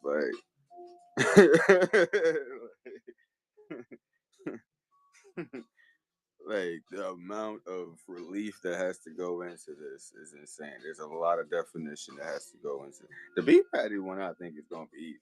Like I just make a little patty crust thing mold to make that in silver, gold, whatever. You know what I mean? Like,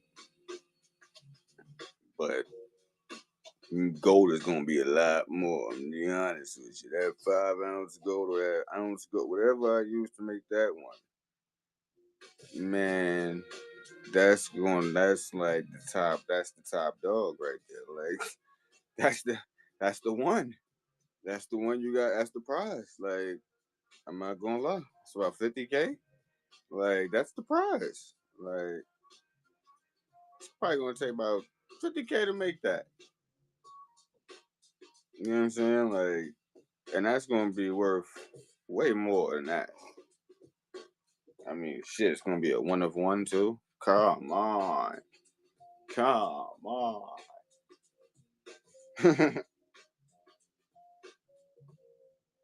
I can't even imagine getting that much gold scrap. I'm not even gonna lie. I can't even imagine getting that much gold scrap. Like, I would literally have to create, which I'm gonna do with the LLC, but I would have to get a lot of business loans or credit lines to be able to extract and get that much scrap to be able to do that. At least get the gold powder. You know what I mean? Like, the gold powder, like, you get the gold dust, what they call it, gold dust, whatever. Like, once you get enough of that, I want to get like a goddamn bucket full of that shit. That's a lot of gold though, to get a bucket of fucking gold, like gold dust that you just gotta apply heat to, and that shit just melts down into the gold. You get it in that form, that's it. Like that's the you up. Like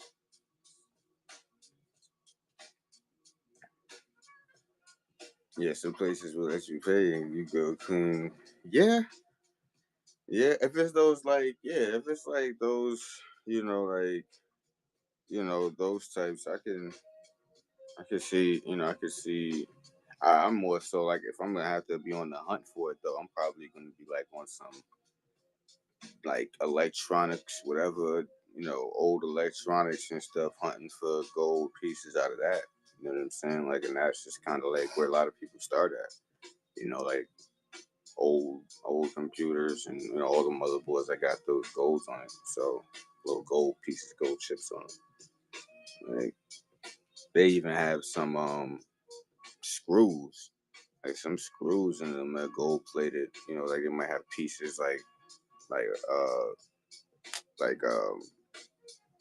just like different little screw pieces and stuff that might have like plated gold on it. That's cool. We take that too. Because when you drop it in the acid, it's going over time. All it's doing is pulling that gold off of. You know what I'm saying? It's pulling that gold, all that gold off of the surface.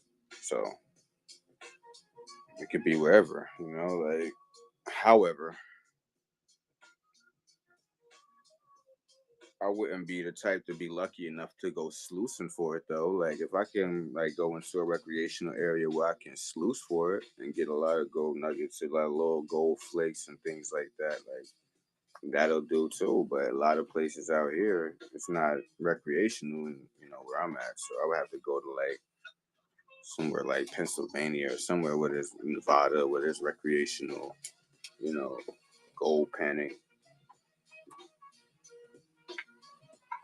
That's like, that's not off the list. Like that's definitely something I would want to still do. That's a part of gaining gold. Like you got to do it in all different forms and different ways. Like there's people that do sluicing, dredging. They're doing refining. They're melting the shit. They're getting all the scrap and shit and doing the procedure, the electrolysis process through that. They're getting it however they can get it in scrap, and fine amounts, because that stuff adds up. Like especially when you're talking about getting ounces or making like grams of gold and things like that. Like, yeah, hell yeah. Like I would never shy away from fractionals, the little tiniest of gold. Like I always say, like, bro, let's just stack up on that. That's the most feasible way you're probably gonna be able to hold it. You know what I mean? Probably in little nuggets. Like you're probably not gonna be able to hold an ounce, until a few years down the road, investing in gold. Like so. It started out with fractionals though. I kept the first piece of gold that I ever wanted was like a gram of gold. I swear I held on to that gram so long, like until I realized there's more of this. You know what I mean? Like there's more of this out here. Like it was just a feeling, like you get attached to it. I didn't want to get too attached to it materialistically. So I'm like, as it comes, it's supposed to be able to be sold or be put back into the environment as well. So I don't like to hoard too much, but I don't like to hoard too little either. So the pieces that I do have would be like, all right, well, these are pieces that are worth holding over time. I don't want to hold a gram too long. You know what I mean? Like I got nuggets and stuff that I wouldn't mind selling first. Like before a quarter ounce of gold or something like that. Like, but it's just a matter of like understanding like how gold is moving. Like everybody is trying to get in where they can right now. With silver and gold, everyone's got to get in where they can right now. So they're hoping that the price drops a little bit so that they can get in at a decent price, but it's not guaranteed. Like they're using up silver every day. They're using up gold every fucking day. You're right. You just buy a little at a time. Fractionals is the best way to go because at least those fractionals still go up as the market price goes up too. as you buy like a half grain of silver, a half grain of gold that might be worth $15, right? But then gold becomes like $6,000. That half grain just turned into like $22, just about, give or take. Like it grows a little bit. It's not a lot, but I mean, you didn't lose no money by holding it. You damn sure didn't lose nothing if the market price didn't significantly just dip right after you bought it. You know what I mean? Like, which is very unlikely with gold. Like it's very unlikely we'll see it go from 4,000, 4,000, 3,000, whatever, 4,000, 4,300 something down to like 2,000 again. It's very rare that will happen. Like so. It's going up. Yeah, it's fluctuating about $2-3, $2 to $5. Every day. Sometimes even more than that. Might go $10 some days, $12 another day. Like, but silver's definitely moving by like a couple dollars, up and down a day. Like, but that's to show you that they can't even manage what they're saying the registered price is, because they're using up so much of what's enlisted that the enlisted price got to keep recalibrating.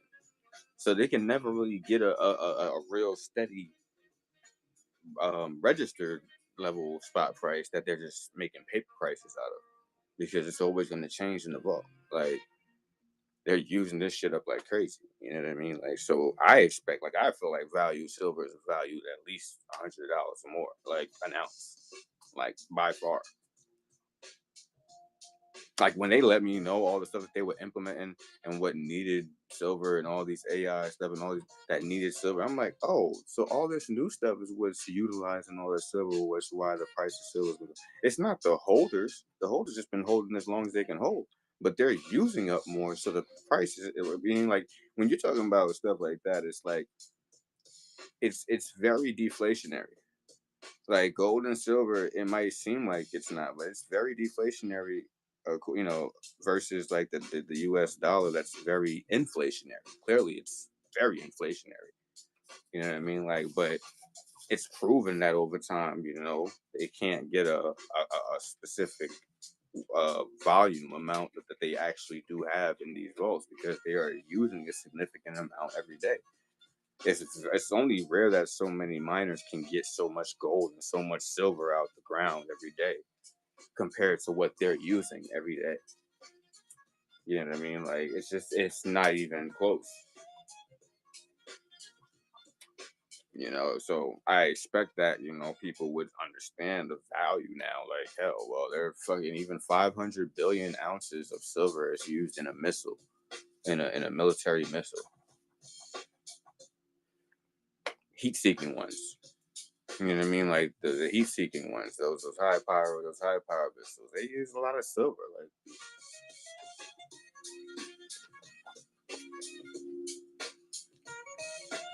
and you think like they're doing that in a time of war? Oh, great. Oh, crud. Like, like they have to sell assets to be able to keep up with the amount that they're using. It's insane. That's why the price ends up changing a few dollars every single. They're selling off a couple assets every day to keep up with enough silver to keep making these missiles to just go blowing up places for no reason. You know what I mean? Like, so, or I should say for a reason, but literally doesn't really even make any sense. Like, whatever. Like, energy resources, okay, whatever. Like, I get it. But the amount that shit, can you find another way to like do this? Like, I'm I'll be saying, like, can you find another way? Like, can you find another metal? Like, something that, I don't know, to be a little bit more disposable. Like, you're using a metal that's very, very rare right now in its findings, like, and you can only get silver as a byproduct of gold and copper. Like, so if they're not pulling a lot of gold out the ground to keep making gold bars and a lot of copper, then you can't really get a lot of silver. You just hunt, everybody's on the hunt for sterling to try to melt down and do the electrolysis process that way to try to get silver, and that's not even accounting for not even 10% of what they use. So, like it's just like, yeah, the scarce. I feel it. I know what the scarcity is. You know what I'm saying? But I'm just waiting for everybody to get accustomed to what the value of silver actually is and start investing the right way. Like, like people been buying that stuff when it was like $15 an ounce. That's when it was devalued. I feel like that's when it was super devalued. Like, because even back then they were still using that much silver in wars and things like that. They were always using that much silver.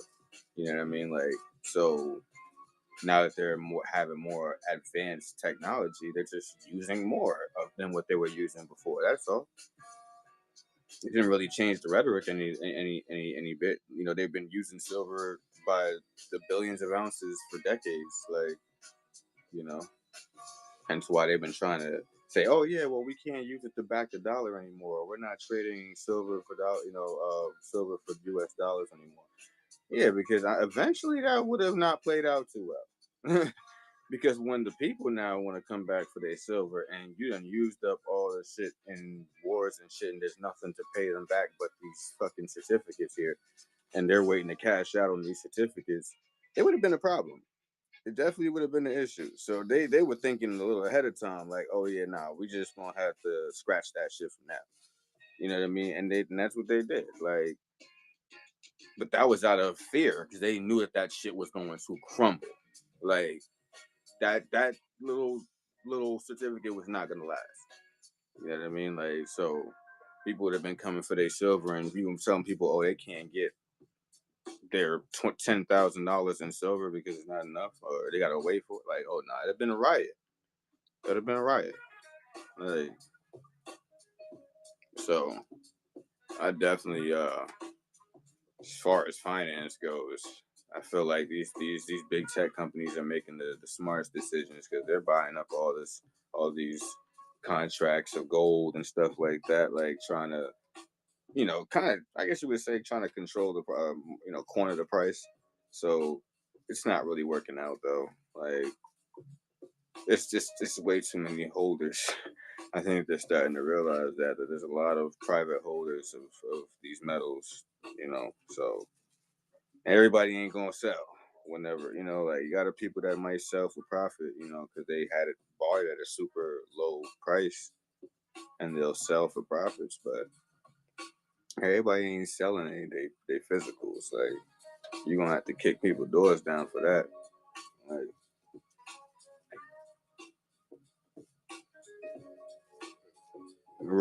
right, because you got pawn shops. It's their duty to kind of move that silver and gold, and it kind of circulates right back to them.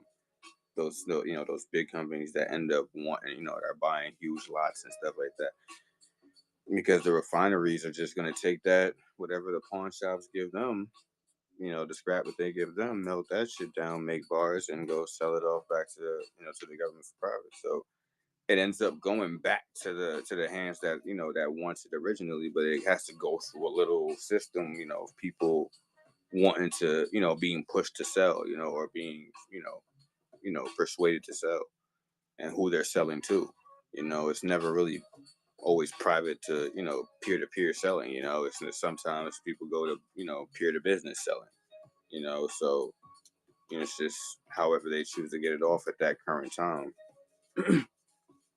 For profit, whatever profit. So I unfortunately didn't get in early enough to be able to say, hey, I'm selling that whatever, I'll take whatever above this price for it, like, and sometimes it'll still be a deal for some people because, well, I already made my profit. If I bought gold when it was like $2,000 and you stack it up back then, and yeah, when it hits now 4,000, almost 5,000, you can take some profits, live a little. You know what I'm saying? Like, you did the hard work of investing, eating ramen and drinking air for years. Like, you can live a little, like you can live a little, take some profits and enjoy life a little bit. Like, but that's the whole point of us investing into that, because there's no better hedge against inflation but these metals. Like, as the price goes up, you can take little profits and cover, some day to day shit, like something that you didn't really have to work too much extra for. You was just holding and you was just collecting interest. And that does help you get, yeah, especially most people, they take the interest and just reinvest it sometimes right back into the metal. So, or they might take a portion and, out of their profits, do this with it, and then take the rest of the portion and put it right back into the metal. It's like, they trust it that much, like, well, it's to be trusted, I should say. Like, it's proven to be trusted over time. Like, so. I don't know nothing else that's a better hedge right now, unless you're doing like real estate or shit like that. Like, that's probably the only best thing that you can put your money into hedge against, inflation. But how many average people got money for real estate? Most people just get like, they might, you're right, not I either. Shoot, I wish. I mean, we all should be able to be millionaires, like, and be able to afford that. But reality says otherwise. So this monetary system says otherwise. There's classes to this, apparently. I'm sorry, there was no classes in the barter exchange system days. Like, you either had the inventory or not. You had the stock or not. Like, people might come back when you did. Like, it was never no class and just disregarding and redlining people because they're not making enough. Or, I mean, we in a society where they print money, but they send it somewhere else. Like they print money here, but they send it somewhere else. So how can you expect majority of the people here to be, being able to substantially take care of things, or invest properly for that matter? Like, ain't no money coming in. The money that's coming in is going right back into living purposes. There's no money to invest. Like, right? Like, so people are like, oh, we got to start a whole business to do the investing. All right, that's cool. And then years down the road, hopefully you can expand, like, and do other things with that. But even when you do that, you got to wait on that profit to come in. Like, so everything is a growing process. Right. I swear, I really do wish that as well. Like, it would be so much easier to get by. Like seriously, so much easier.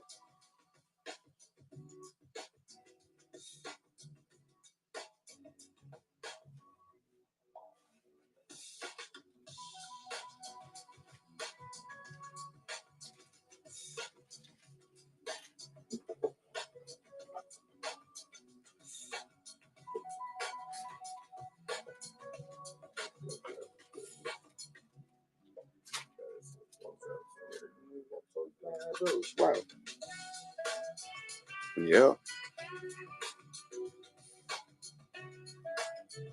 I see people be like, when they be having emergencies, they be like, yeah, I gotta sell all my gold and silver to pay for these emergencies, to pay for all this stuff.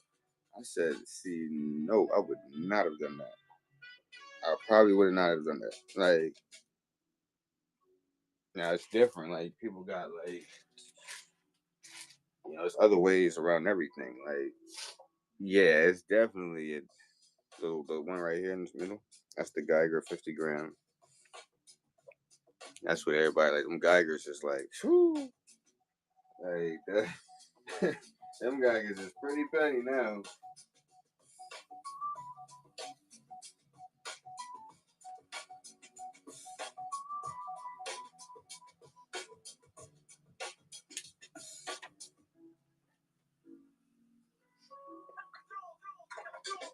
Yeah, them things is crazy. I'm not even gonna lie, them things is crazy.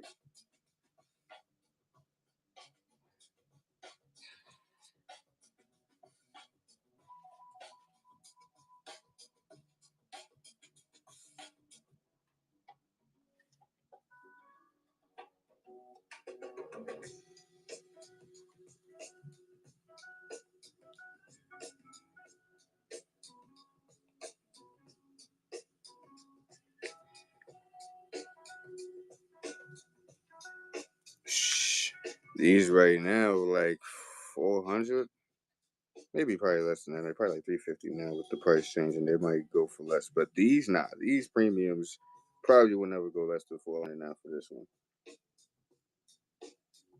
You know, the security right there. So yeah, them things is crazy. Like this is a 50. People pay that kind of price for like 5 ounces and almost five. Like they used to. Now 5 ounces is going for somewhere around like $600-700. You know what I'm saying? Like, but to pay almost $400 for a 50 gram because it's just rare and it's insane.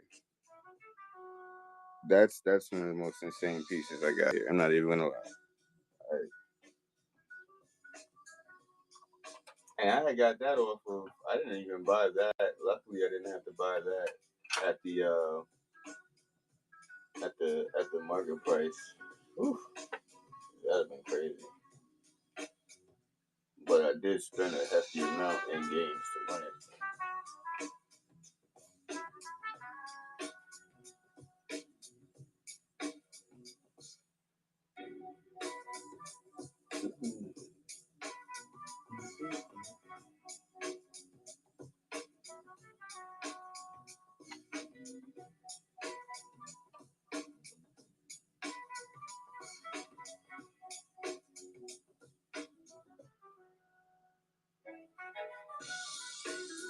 Yeah, bro. I mean, to be honest with you, if I was to get like invest into if I was to just get into silver again or like bullion again, I probably would invest in a bigger piece first. So you have something to be able to, you're gonna be just you're not gonna sell that one piece that soon, right? Like so, your whole option is to maybe hold that piece a little bit too, and then hopefully, like at one point you can sell it for a profit, but that should be like your first piece should always be like your most prized possession type shit. Like you shouldn't even want to sell that. I started off differently. I started off from I was in the middle. Like I didn't even start at fractionals. Like I was like in started at a gram, then went to fractionals, then was moving up to like 110 ounces and 120 ounces, and then back down to fractionals. Like I never stayed steady in like what I was collecting. It's just however I can get it. It was a rush. I was in a gold rush and a silver rush. Used to hate eagles. I used to hate getting eagles. Especially when I was trying to win gold and win gold games. Now I'm like, oh man, love me these eagles.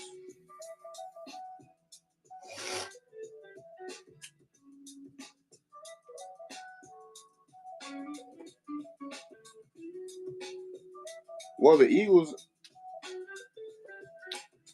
if you were getting like these back then in games, people really weren't really too fond of getting these versus getting like 110 ounce of gold. So now that the price is what it is or going up, people are cherishing these a little bit more.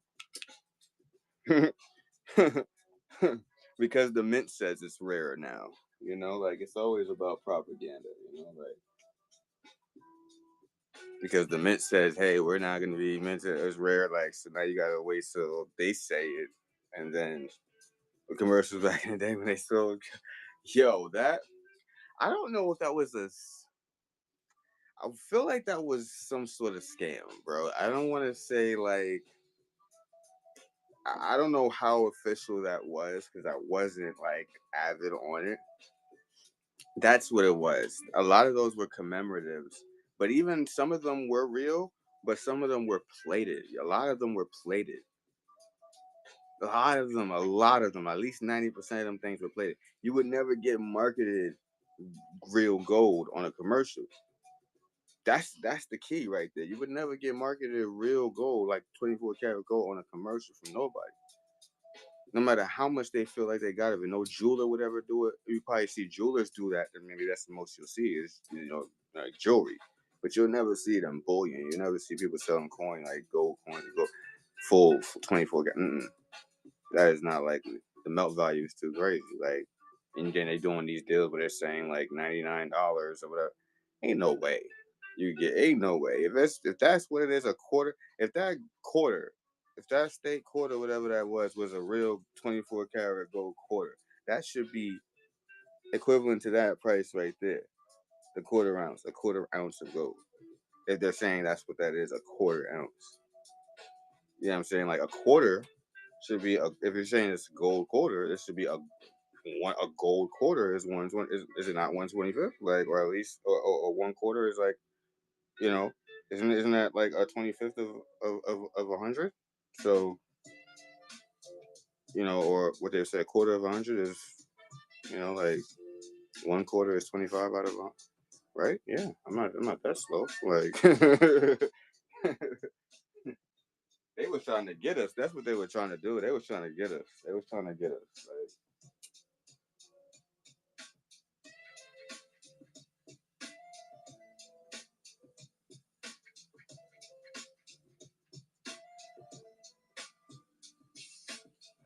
and the people who are selling gold, they have their own clientele already. It's already billionaires and people who are coming to them to, like mints and people who actually have the gold. Like, like they already got a clientele. They don't need to do no fucking commercials. Like, so people who are doing that, they definitely trying to pull in because they know it's not the cost value of getting something plated is not as much as it being even gilded or or filled, as they would say. Gilded and filled is more gold than plated, right? So if it's plated, then it'll be like, okay, well, it's less. It's like 0.05 microns of gold. So they're trying to get what, $99 off of that? Something that's only like not even like $6. Like, you know what I mean? Like maybe $6-7 in gold. Like, you know, have some gold and one more. Yo, it's one of those things you want to use as an investment for sure. Like definitely something you want to use as an investment for sure. Like, but I don't try not to get too attached. I try not to get too attached to it because at some point these things have to get sold. Like, like so it's just a matter of what you're gonna hold and what you're gonna sell. Like it's all meant to be replan. I would never put that over like the most high or things like that. Like things like that. It's just like, you said I'm a private. I want more. Arr, matey. Give me the booty. Where's the booty? Where's the booty? The gold booty.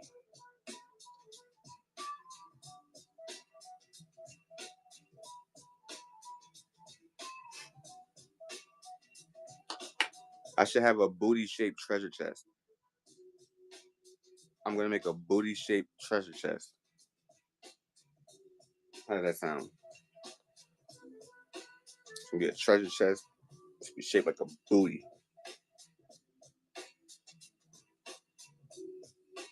So you can say, "Hey, give me the booty." You mean this booty?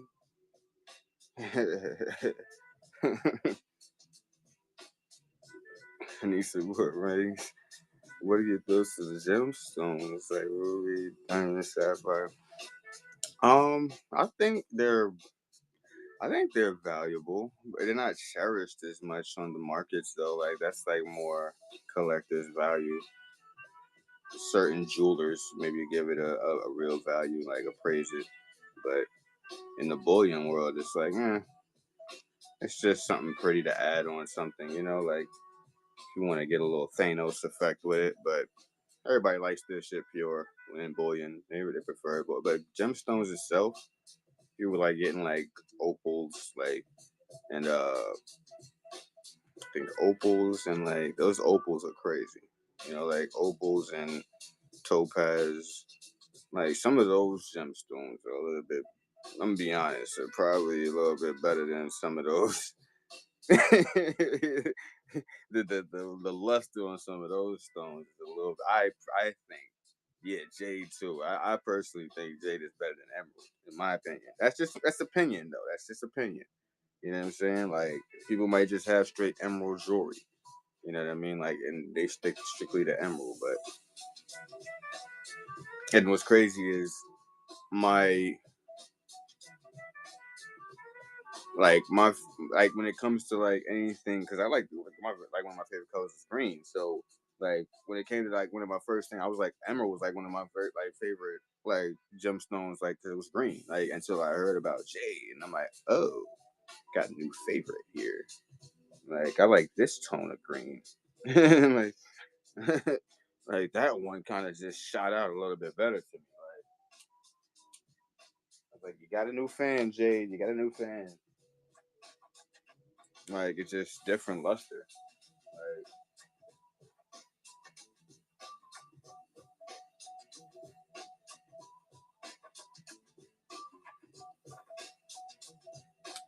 I remember my Call of Duty, my we used to play.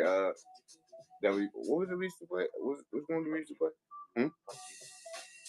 No, but what it was a was it Call of Duty Mobile that I used to get? I think we playing COD Mobile. We used to one of my Call of Duty Mobile days. We used to be trying to get Damascus and all these other. I used to be trying to get Jade was one of the best fucking levels to get. I was like, oh yeah, we hit Jade. Let's get it. Like you know what I mean? Like in the was it the I'm trying to think. Was it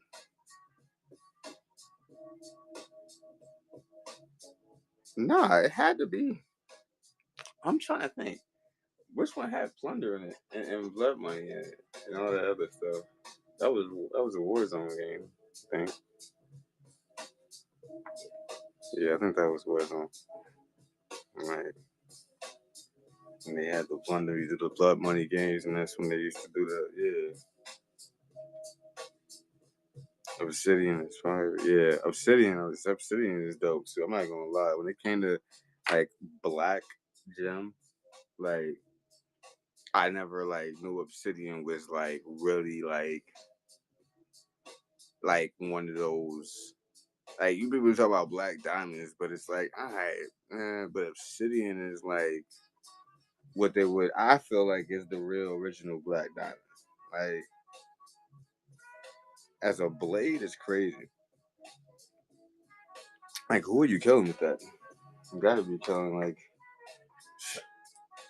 at this point, a werewolf and a vampire is obsolete. You gotta be killing like a Yu-Gi-Oh monster or something with that.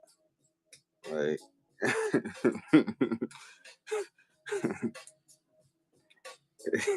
need some rubies. Rubies are good. I like rubies. Rubies are dope too. Rubies are definitely dope. They said that rubies signify like sacrifice. You know, like you're talking about like this. You know, the they have like little meanings to these gemstones and stuff like that. Right? So. Hmm.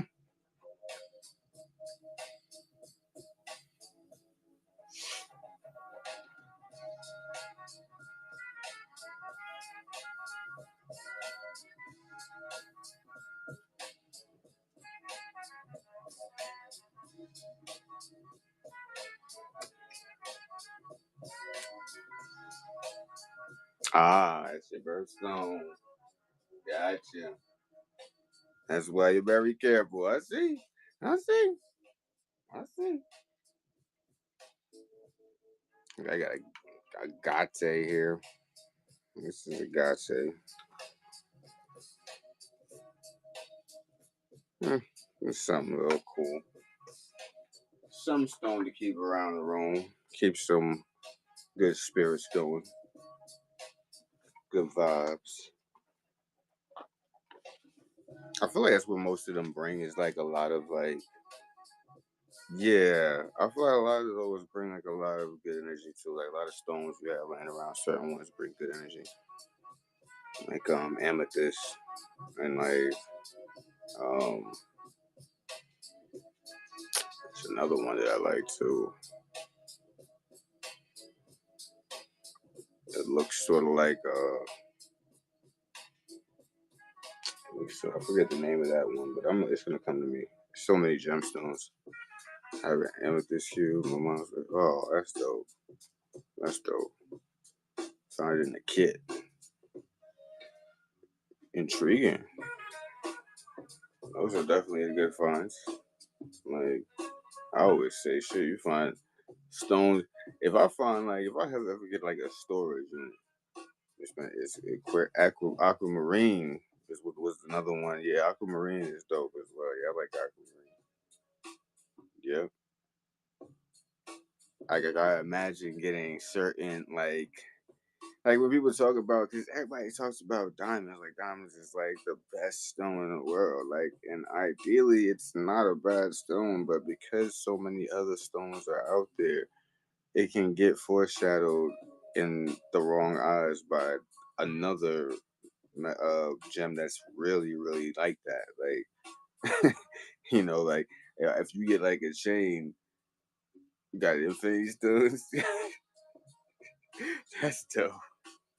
Imagine you getting like a chain, right? And just adding all the stones in that, like of those, like that chain, that's a significant. Like people try to mimic it and create like these little gemstone chains that got different color ones and stuff. That's cool. That's cute. Let me see somebody that actually really create that shit with actual stones. I'm talking about real stones, different ones, different pieces in each part. Like had the Thanos head, but instead I have all the family jewel stones. Nice. Oh, that's hard. That's hard. That is hard. I would probably do the same. I gotta figure if I have five different stones in my family though. I think I do. I should. Like definitely should. I know of I know of four off the rip, so I definitely got enough for the four right there, like just gotta find the hand and then find those stones and put them in.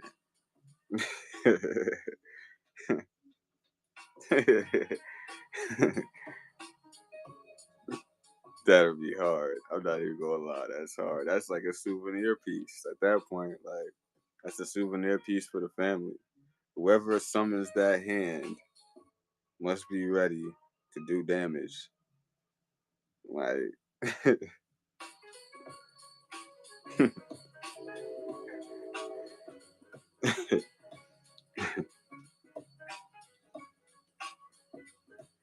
the family jewels for real. Yes, like you gotta have the balls. You gotta have the family jewels for real to do this. Like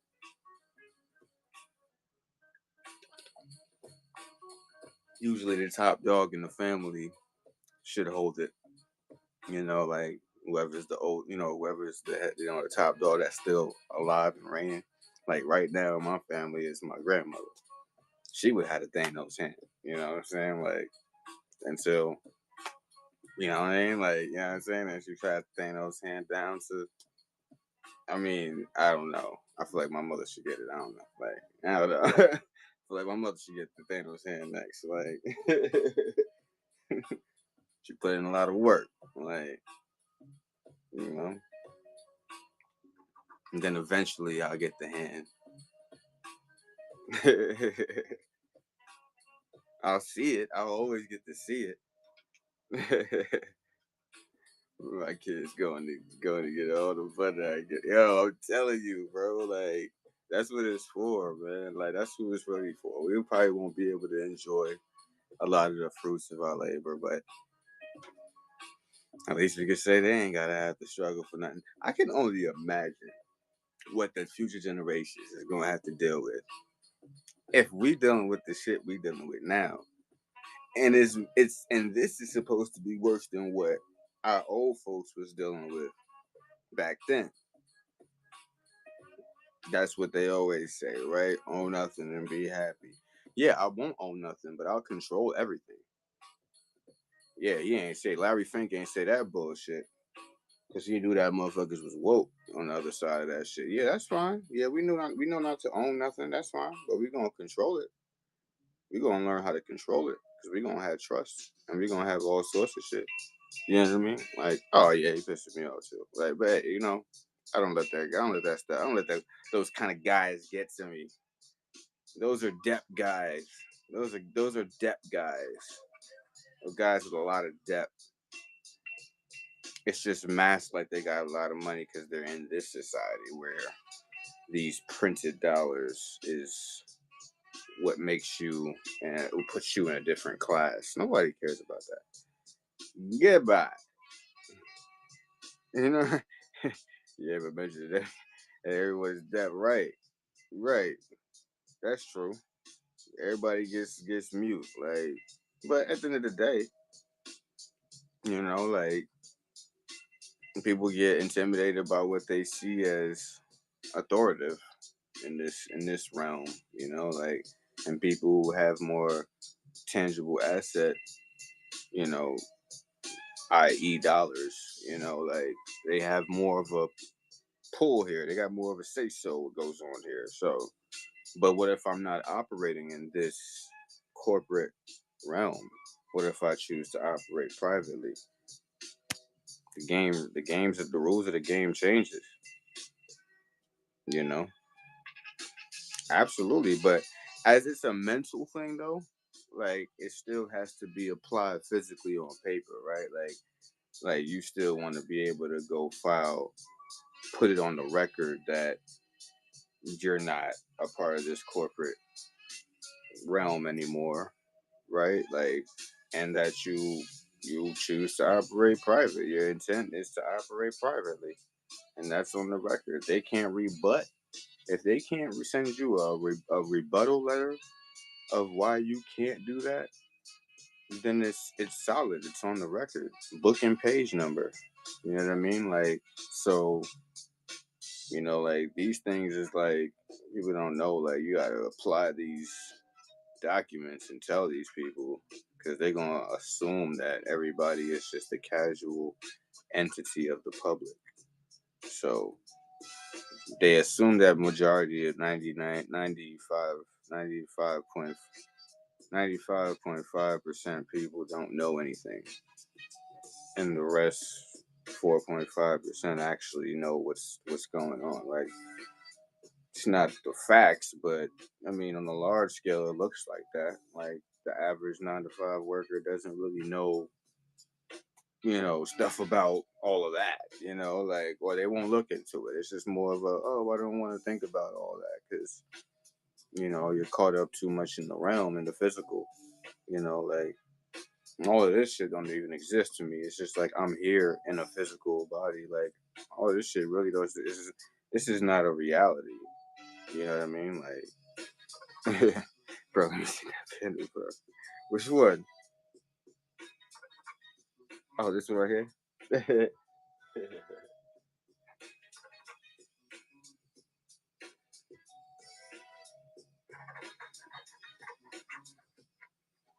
Right.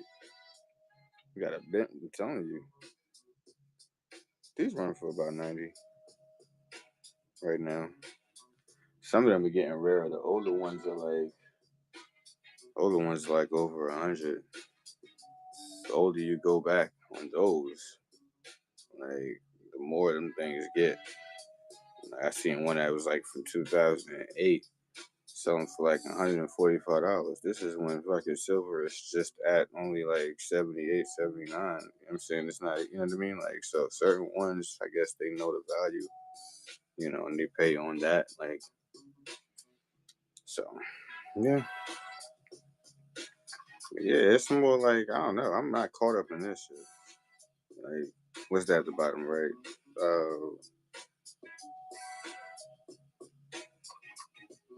You mean that over there?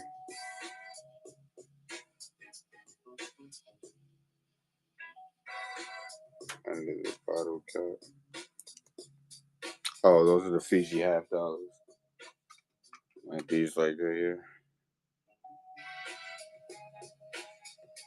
Like Fiji half dollars.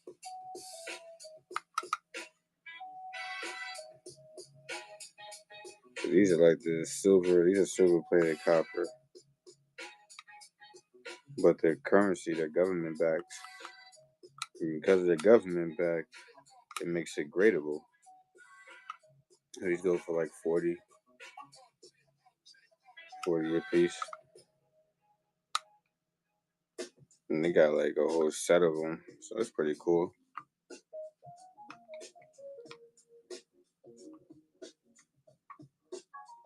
But I've been stacking a lot on those.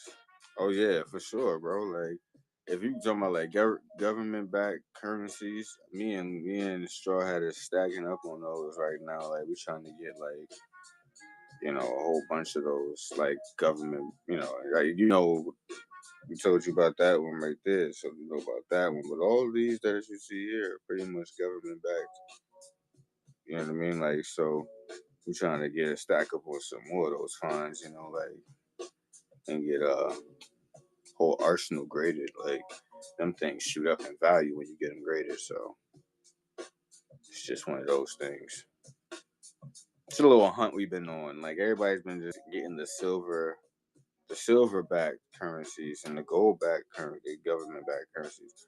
But nobody been really worried about the copper backed currencies like that. So you know what I mean? Like sometimes they might have them silver plated and gold plated. Sometimes they might just be high relief coppers. But they're government backed. And once I see that, I'm on it. Like I got a whole cart full of them. Like they got some platinum plated coins too, but on top of the Star Wars and the little box. Oh, that one, yeah, that's a I don't think that's a. I think it's government backed. Yeah, this is from Chad. It's a Republic of Chad. Right of that one. Oh, and the that's the ring, a replica ring.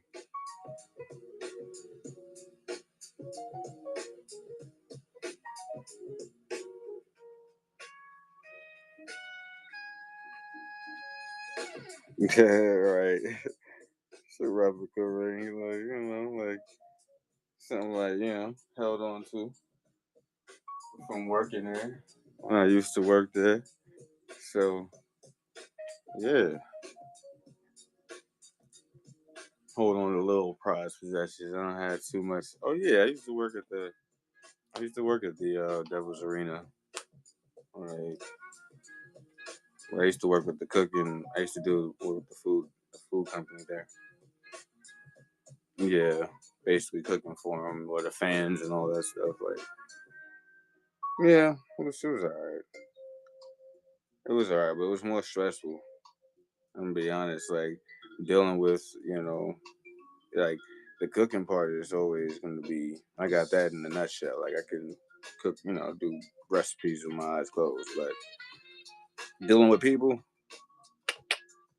eesh, especially some of the most of the stress came from dealing with people after what you work with, like management, the people that just disorganized and stuff like that. So wasn't my kind of environment because I know when I do business when I'm selling food, I'm more organized than that. So, you know,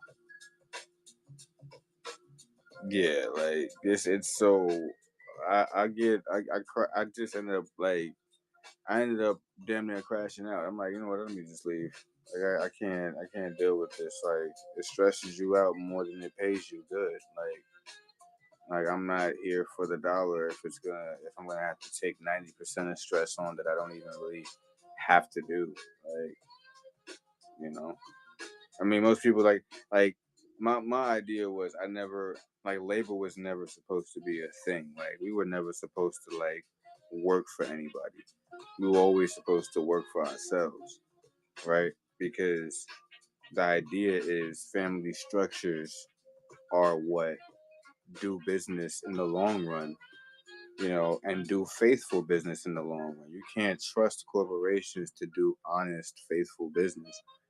They're doing cruddy business for thousands of dollars a minute. And it doesn't make sense when you feel like you have to do that part to be able to survive. Like it doesn't even really make sense. It's like something's rigged here. Like if they're doing that same thing, why we can't do the same thing within our own families? And it comes to a lot of families. There's no unity. There's no real love. You know what I'm saying? Like these are the factors that a lot of families are missing to be able to build those types of family structures that last for decades and centuries. Like you want to build an empire of a family. You know what I mean? Like all these dynasties, like we were talking earlier, like dynasties, like these were dynasties were made up of families. You know what I'm saying? Like different families. You know what I'm saying? Like, and that's what created dynasties.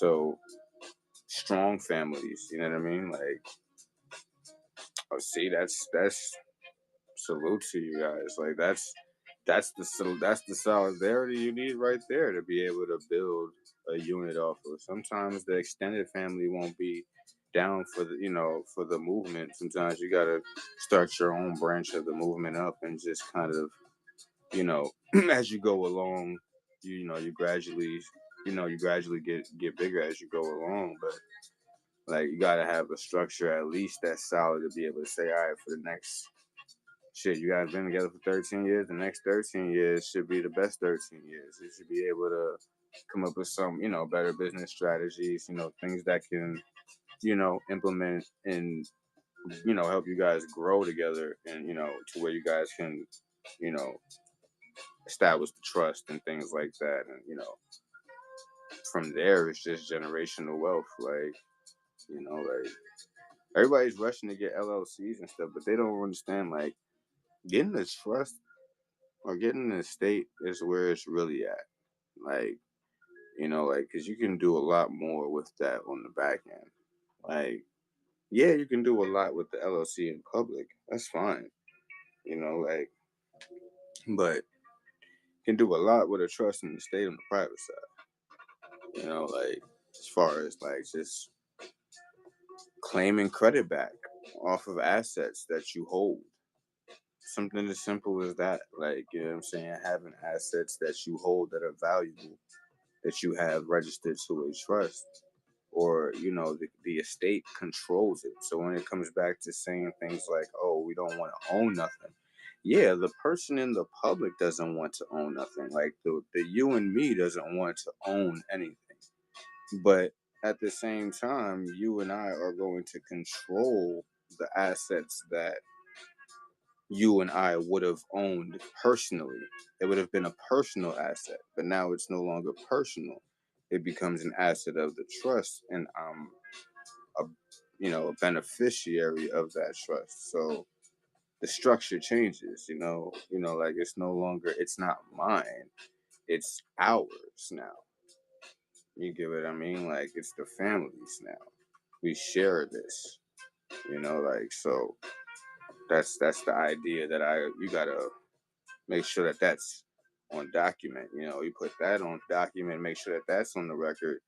They don't look at you guys as individual or even a married couple. Like they'll look at you guys as a trust, and you guys are the beneficiaries of a trust. You know what I mean? Like, so whoever controls the trust, the grantor probably would be, probably be you, and then she would probably be the trustee. And then, the kids or whoever comes after, they'll be the beneficiaries. Like, so, at the end of the day, that's just if you wanted to like control the assets on the private side and just be able to claim. It doesn't really say like long term, it doesn't really affect nothing, like, because if you're getting an EIN for anything, you automatically are still kind of like registered into their system somehow. So the whole idea is we don't need the EIN, but we don't need to submit it for everything. And there's other ways to get other EINs that are not public. You know what I mean? Like, so you see these to play along in short games. Hey, yeah, that's it. That's definitely like certificate deposits to have a high. Yeah, those are definitely. I mean, here's the trick about CDs though. Like you can get a higher rate depending on the amount of like let me put it like this. Like because most of them, they like you said, they have a fixed yield of like what they would say they're going to pay out on this particular stock or something like that. Navy Fed, okay, got you. I used to bank with them, like I used to bank with them, but yeah, they might have like certain like fixed rates that might seem appealing, but you always will have like money market savings that are yielding a whole lot more that they don't tell you about. Like, and sometimes they investing on the back end when they charge these crazy, wild, weird, sometimes weird, or to get these very minimal interest on account. They're still benefiting on what they're investing in because they're investing in the right money markets that are flipping that money on the back end.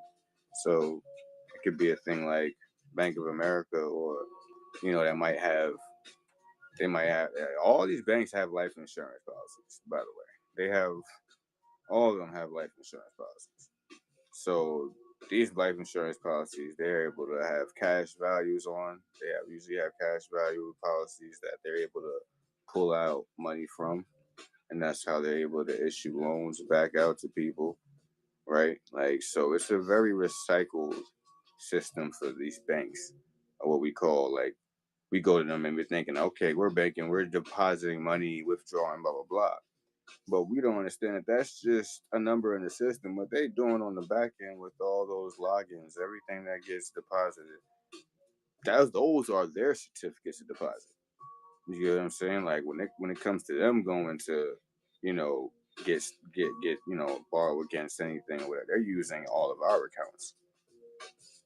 You know what I'm saying? Like, so that's like the little trick when it comes to like certain accounts. Like, that's why I said like they know the trick, but they won't tell everybody. Hey, you can invest in, let's say, QQQ, or you can invest in an SPY, and for the next 5 years you can make X amount of dollars. They wouldn't tell you that. Like, they'll tell you the minimal that's still beneficial. It's not less than zero, but they'll tell you the minimal that they can give you. That's what their offer is gonna be to you. You know what I mean? Like, so that's why I say like shit. If it ain't no real estate they investing in for you, then what the fuck is they investing in? Like, what the hell is that 1.5 or whatever percent coming from, or 0.5% coming from? Why it can't be higher? The hell you investing in that you can't make more? You know what I'm saying? Like, they're investing in themselves. You know what I mean? Like, so it's just like a whole money business. Like, you don't know the rules or the ways to get in through the back door. And he's just stuck at the front trying to, stuck in the front trying to get through the door, like, the front door. Like, but been learning these strategies to operate in privately, and just not even so much private. It's just learning that there's two different sides of when you do things. Like when you spend something, it's not just you spend it. That money has to be rebalanced somewhere, right? So as something comes in, something's going out. As something goes out, something's coming in. And sometimes these ledgers aren't balanced. So that's where debt comes from. Because these companies aren't balancing the books. There's more debt, there's more money being spent than there's more money being actually accumulated for to even out so that the debt wouldn't be so high. But there's more spending going on. So yeah, they don't even care now. Like, they just realize, oh, okay, the ignorance of the people is going to cause the government to fall. You know what I mean? Like, but is it really ignorance, or is it just simply non-full disclosure? That's what the technicalities come down to. Because if you're not teaching right, it's intentional self-destruction. Like, if you're not teaching right, that means you wanted this to be the result. Exactly. All the other nations have felt the same thing. And all the fuel burn. Like, yeah. Like, it's like a thing of like they physically have mental, is that even is that easy? Is that even, that's gotta be some sort of, that is a crazy way to say that. They physically, mentally did that. Like it's like they physically, mentally did it. Like, as they would say, subliminally. Like, right. Yep. That's what they're talking about. But see, by then, if we're smart enough, we would have all filed for bankruptcy. If we're smart enough. That's just if we're smart enough. Like, I'm not no guru or nothing like that. You know what I'm saying? Like, this is not for what they would say. This is not for financial purposes. Like, this is definitely for entertainment purposes only. I mean, yeah, I'm trying to hit the hills of my little film. I'm trying to tell you. It said, boom, just not liable. Just like that, Panda. Just like that. If everybody did that, Panda, I promise you, that's where it all stops. That's the grand estoppel. That's the grand estoppel right there. Like, that's it. There's no more. You know what I mean? Like, we would have ceased the debt because we would have put it right back into their hands. They would have now had to been forced to file bankruptcy with the UK, right? Which would have been a domino effect, because now UK is going to take back the claim of whatever, and then the common laws, the constitutional law takes back order. You get what I'm saying? Like, that's the grand effect of what would happen on that note. That's the people taking back the land, for real, for real. You know what I mean? Like, that's a whole different level of, like, and it doesn't take nothing to file the bankruptcy. You literally just go, once you have the estate, once you file for the estate on the IRS.gov, you get your estate EIN number and make sure that it's an estate in trust, right? Make sure you check off and make sure it's an estate in trust. When you file bankruptcy on your public name, you're claiming all the credit back to that private estate, that private trust. Because what? They were using your name in the state. The state was using your name illegally. So they were the fiduciary the whole time, and they weren't doing their fiduciary duties, which is a breach of their fiduciary duty. If you're going to unknowingly assume to be the fiduciary and not complete those duties, and then we so imaginally wake up one day and realize, hey, state's the fiduciary, wasn't doing your job, time to pay up, everything crumbles. You know what I mean? Like, that should makes this all. I'm telling you, it's all a fixed reality to people. Put it like this: it's a perspective that everybody is a player in. It's just a perspective what we're experiencing right now. This isn't even reality. That word doesn't even exist. Let's throw that word out the window. Literally, let's just toss that word away. Because it really doesn't even exist. That word, we're bringing reality that's to life because we're acting in it. But in all, this is not even, this is just, there you go. It's just a window for us. All this shit is that we're experiencing. We're just in this same experience together. You know what I'm saying? Like, we're just all in this big old experience together. But none of it's really real outside of the perspective of what living actually means, like what it really means to live. All of these barriers don't even exist.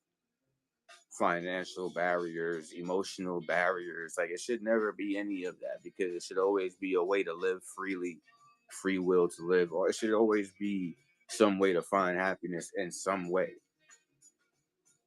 You get what I mean? Like, so with all these stereotypes and rules and all of this stuff that's been merged into this thing that makes it feel like, well, we can only live to this point, or we can only do but so much in this reality. Well, yeah, because this is just a perspective. Exactly. Been this motherfucker. Like, we burning all the frequencies of this shit. Because there's different levels, clearly, that we haven't reached. There's clearly different levels that we haven't reached, so I'm all for it. You know what I mean? Like, I ain't getting no younger. So if I ain't gonna realize how to get it all in order, I'll probably never. You know, like, think about everybody that's stressing about problems. File for bankruptcy. What's the problem? They ain't got nothing else to claim. They ain't got nothing else to tell you that you owe. And who claims that back on the private side? You, your estate. You know what I mean? Like, they gotta pay it all back. All these people have to pay it all back. They're gonna have to. It's gonna have to be a big old lump sum. It's gonna have to be maybe some unclaimed money in some form, some fashion. They're going to have to pay it all back because they've been robbing the people blind for decades, under the disguising it as benefits and programs and things of that nature. But whole time it's a theft of security interest. That's what it is. It's security interest fraud. You know what I'm saying? Like, so these people have been doing this shit I mean, for the longest tell time, they've been doing this shit. We just gotta realize, like, yo, this ain't the way. They only perfected it because they realized, hey, like, literally, they're just being so bold because they want to see at what point can they really push the people to, like, they want to push you off the edge. They want everybody to crash out. You know what I mean? Like, at what point can they push everybody to crash out? But everybody is saying, oh, don't crash out because they're going to have a control system in place once you crash out. They want you to crash out. To be honest, they can't even handle that if everybody crashed out at once. No way can they handle that. You know what I'm saying? Like, so they put it in, like the system is definitely put in place. And they're implementing strategies that they've been doing for decades. So it's not like it's something new that they're talking about. Like, they've been telling this shit for decades that they're going to be doing this stuff. It's just that we weren't really keen to understand, okay, what does that even mean? Right? Like, we don't even know what that means because it's like so far out. The little RoboCop dogs, I'm telling you. The cameras, the data centers, AI. Listen, it's right there in our faces. These remote control cars, like these operate, these hands-free operating cars and stuff like that. Like, it's a little bit too crazy now. Yeah, very, very close. I believe so. And then people might be like, "Oh, you're fear mongering when you say that." Bro, the shit is right in your face. Like, it's literally not even. It's not even like you're trying to, like, be funny anymore. Like, when you do this, like, it's not even. It can't even be called a conspiracy at this point. How is it called a conspiracy if they are telling you? Like, if the people who are controlling all of this is telling you that, was this acting now? Everybody's an actor. Like, I beg to differ. I mean, maybe it might be seen that it might be looked at as everybody might be playing a role, but they've planned this motherfucker out already. Like, they're telling you, like, they're literally telling you, like, they're putting it in all sorts of fucking movies and making it funny to you, like, because they're just thinking that, hey, the regular average person isn't gonna catch on. They're just not gonna catch on. They don't believe that Hollywood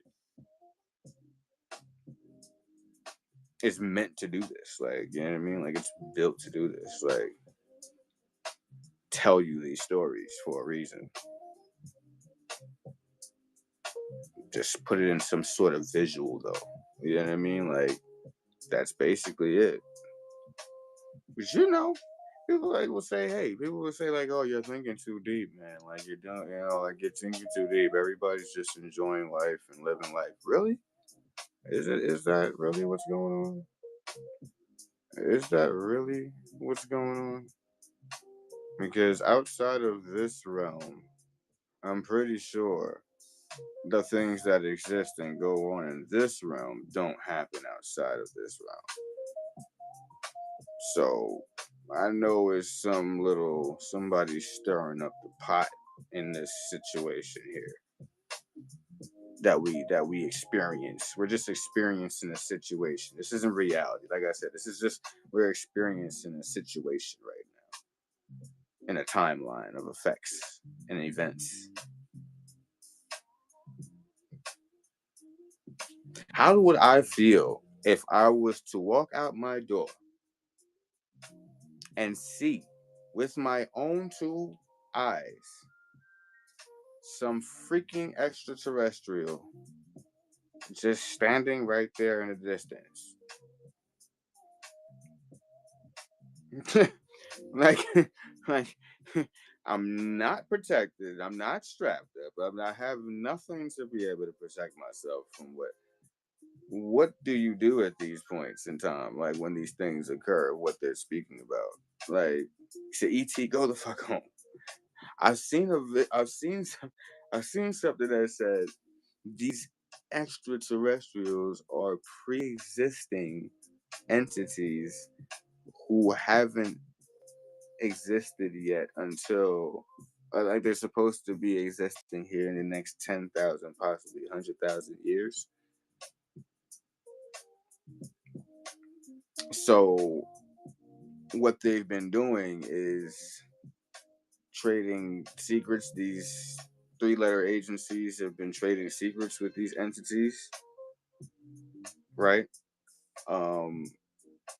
For in exchange for the hazardous chaos that we end up dealing with. Yeah. Yeah, but see, at that point, when we were hearing that at first, they were decades already in, and even till this day, some people still don't believe it. So just think of that reality. If that's a reality that people don't even think exists, what are we experiencing? You know what I mean? Like,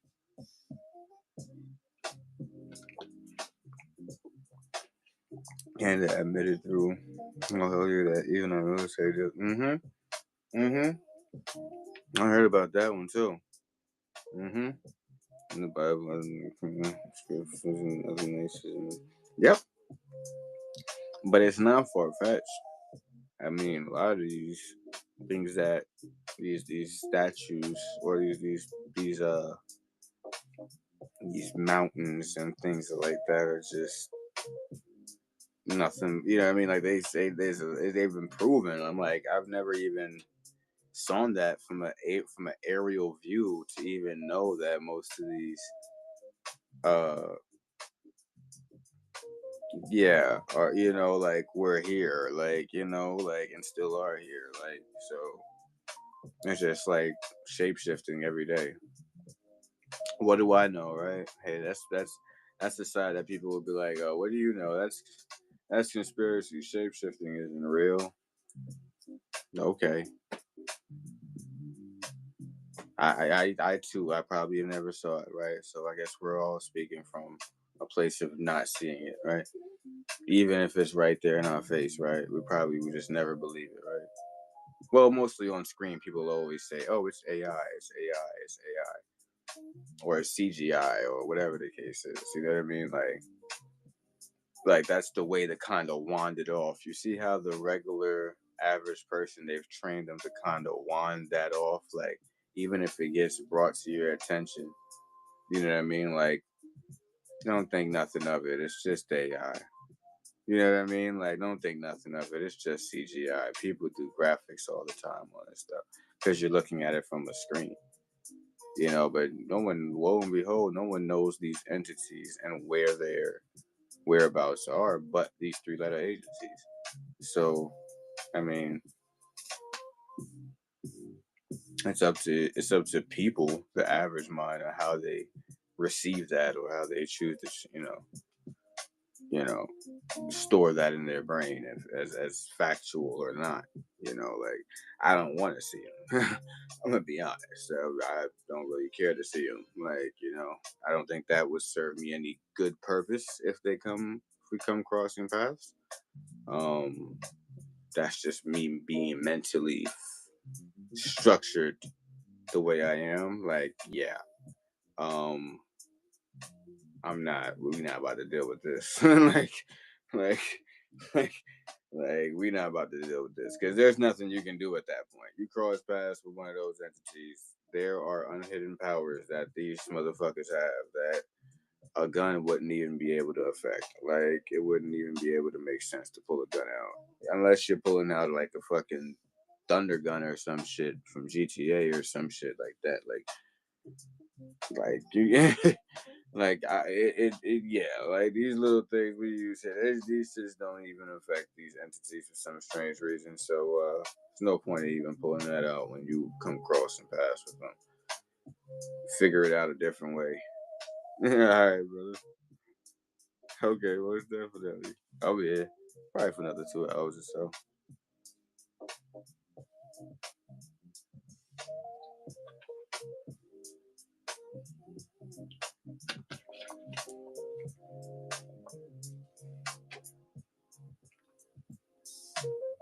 Say your man without saying your man.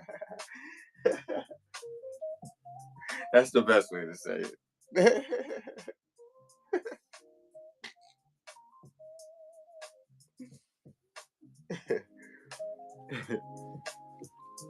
All right.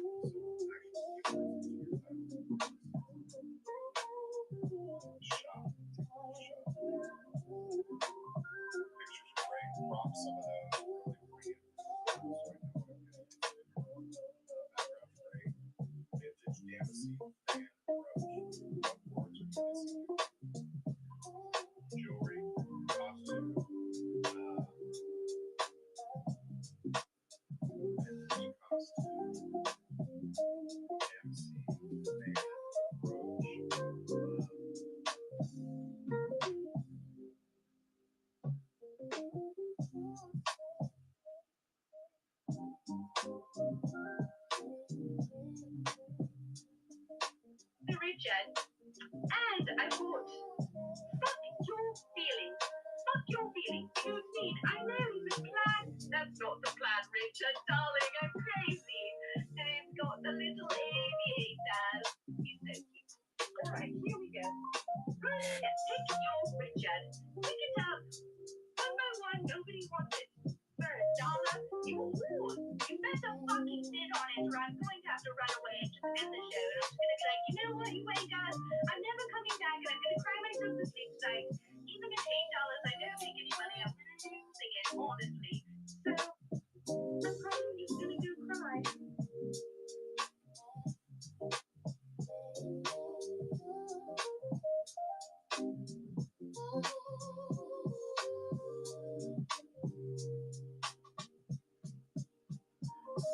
I mean, I get it how character sells on here.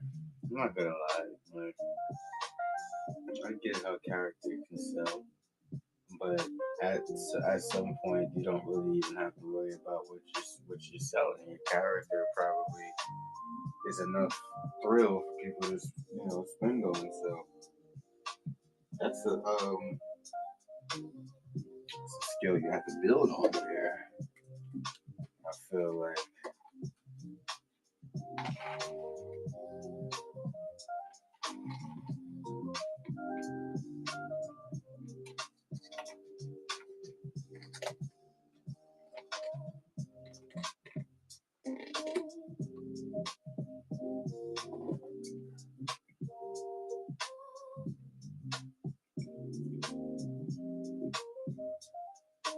Carry that to me.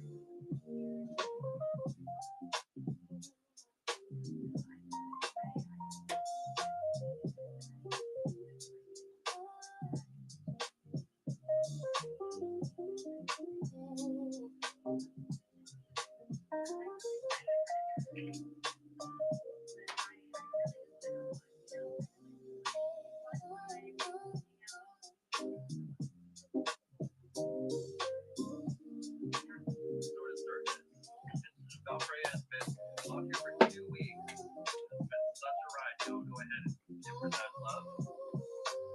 And then, yeah, I'll be, my 6 months will be Sunday. So what I'm going to do, because my goal is to make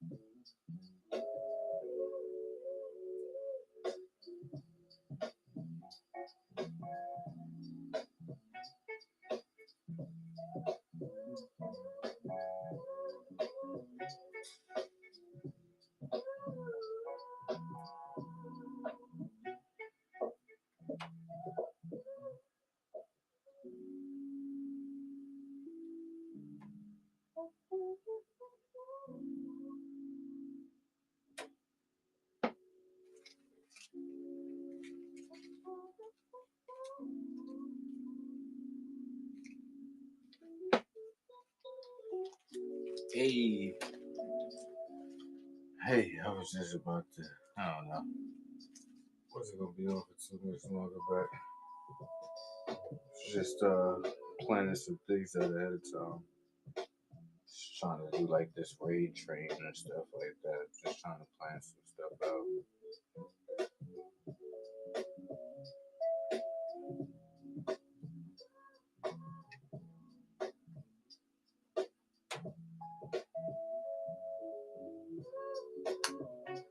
It's not much to really do. Just plan ahead and don't expect too much. Don't have any high expectations on the plans.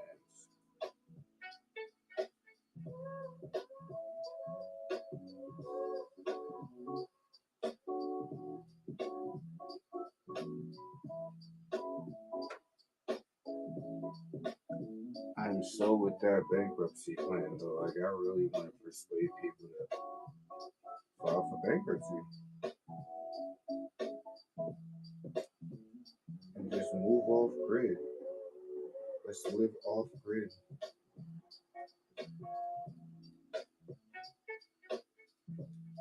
Build a bunker.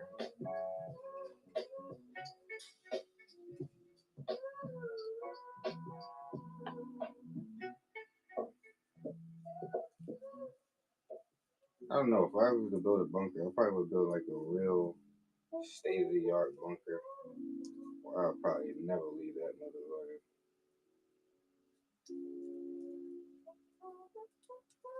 I'll never leave it.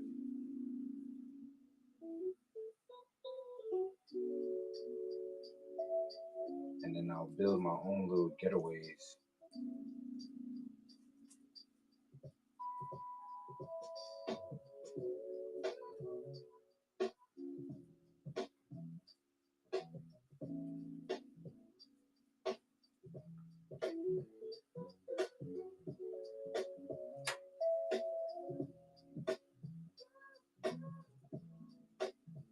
Looking at so many, so many of these things on Instagram, making me feel like I could really build something. It made me really feel like I can build something with my own two hands.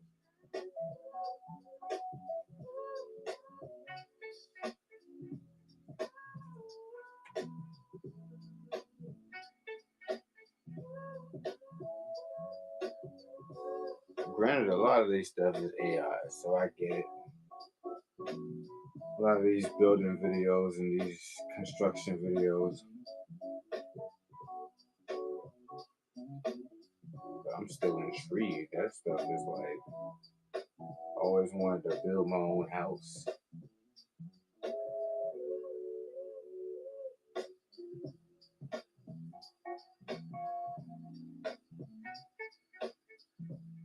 Probably would do it with shipping containers though. I'm gonna probably use shipping containers in my house.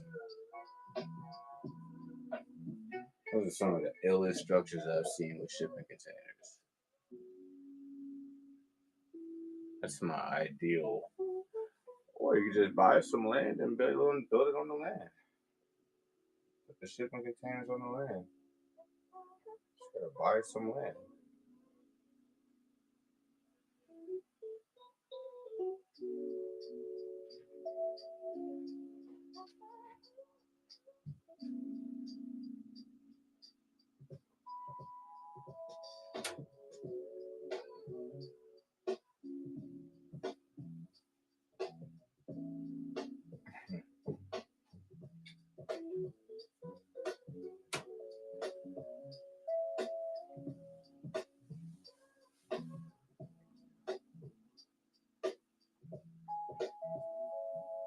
Like I literally be asking the AI these questions. Like since all these, like I wanna mind fuck the AI.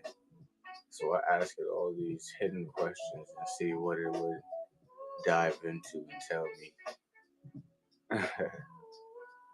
And it's intriguing. Some of the shit it says. It's like it's some things it's like trained not to talk about. So you know that these AIs are definitely controlled by, different parties, of different agencies that choose to keep their information private. But it's very interesting the answers they give.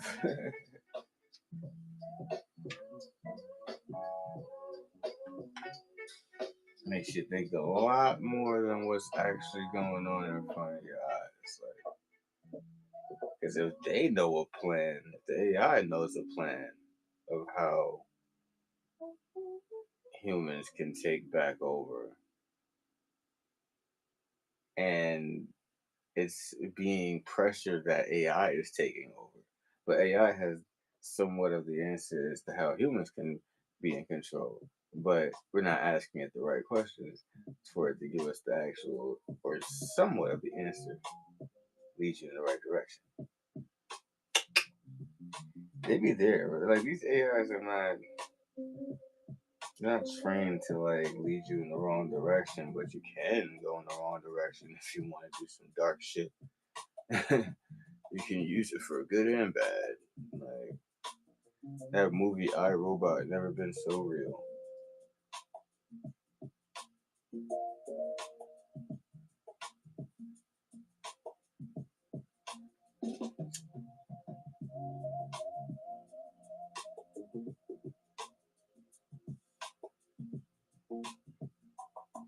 I don't know. Maybe we need AI to kind of stabilize how we move, seeing how we don't seem to move sensibly. We can use the AI to potentially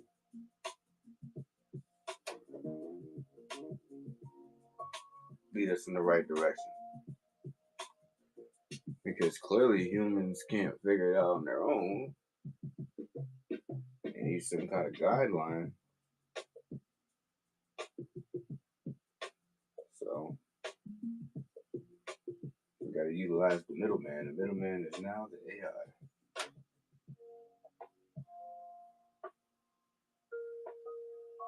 Well, it's been the AI actually, but now we're just seeing it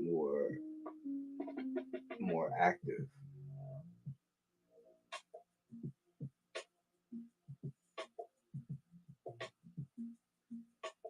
All the money that goes into building these things is insane.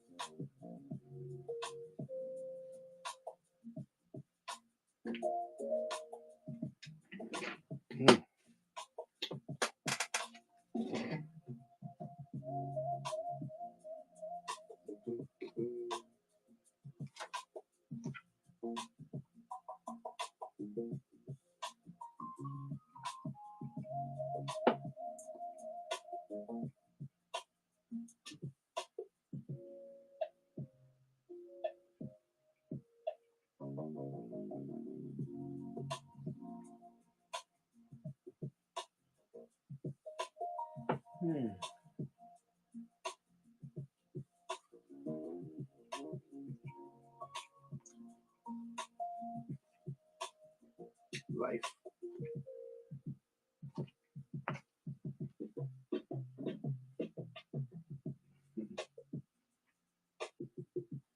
Reality. What we perceive. Wonder. Does everybody know?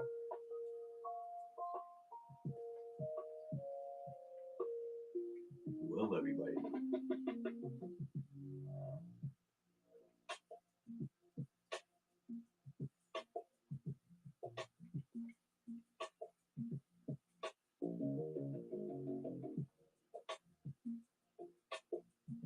know? once you know,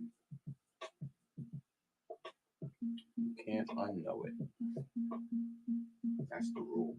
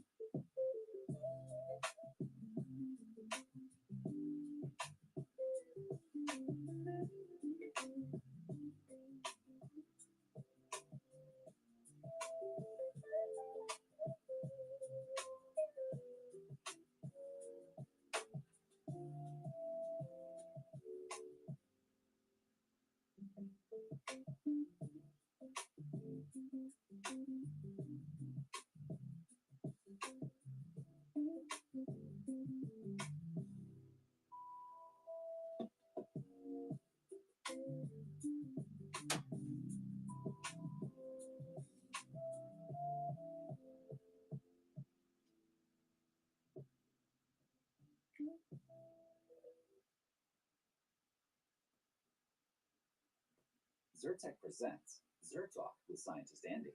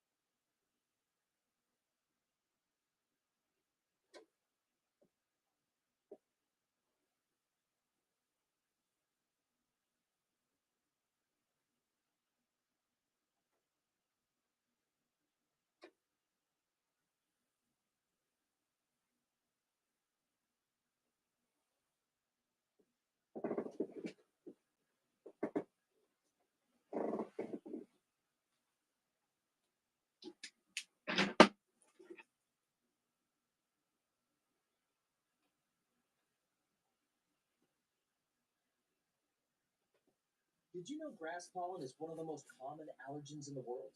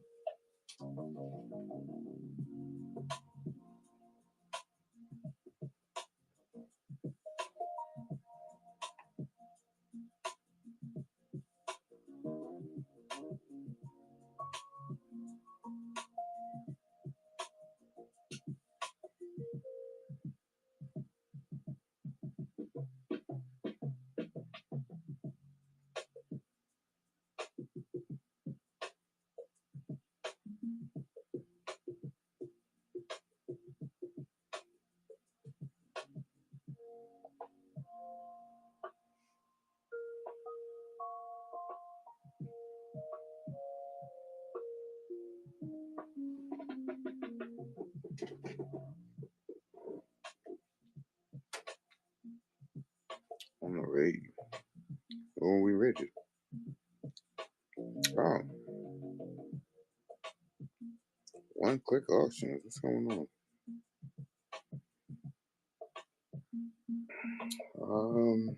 Not really selling much of nothing right now. Actually, everything's in the bin right now. Is pretty much everything that's on the card is already in the bin. I mean, it's really slow here. It's sad to be like that on these channels where I can't run auctions and things like that. So, you know, kind of just had everything preloaded. You know, you guys can shoot me offers for whatever you. Now I'm gonna show you a little. Yeah, yeah, yeah. I mean, it's always usually like that though. Like, I mean, I'm not one of the experienced people in this category selling all this stuff. I guess. I guess you have to have like a lot of followers for this, like or people who are interested in what you're selling. So I don't know.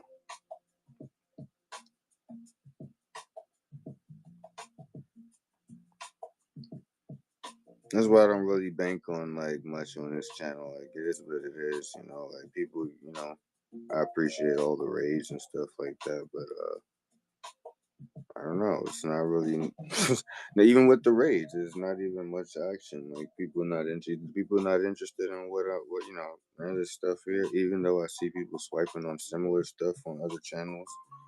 So I don't know. Like you know, even if I was to start everything at $1, I don't even think people would want any. You know, half of this shit. You know, like, or if they do, they'll take it for $1 because nobody else wants it. You know, like.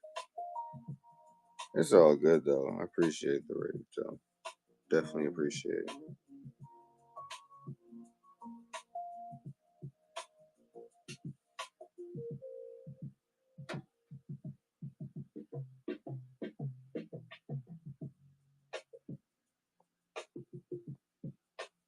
it's just different stuff here. I mean, you got everything you see up there literally is in a bin.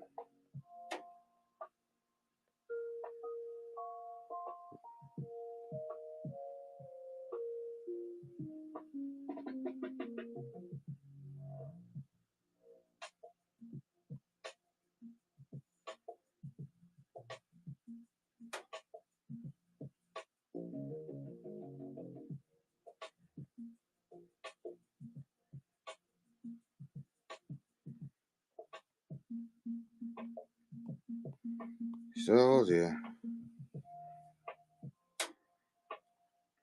I don't know what people want Pokemon cards and stuff like that. I mean, Yu-Gi-Oh cards there.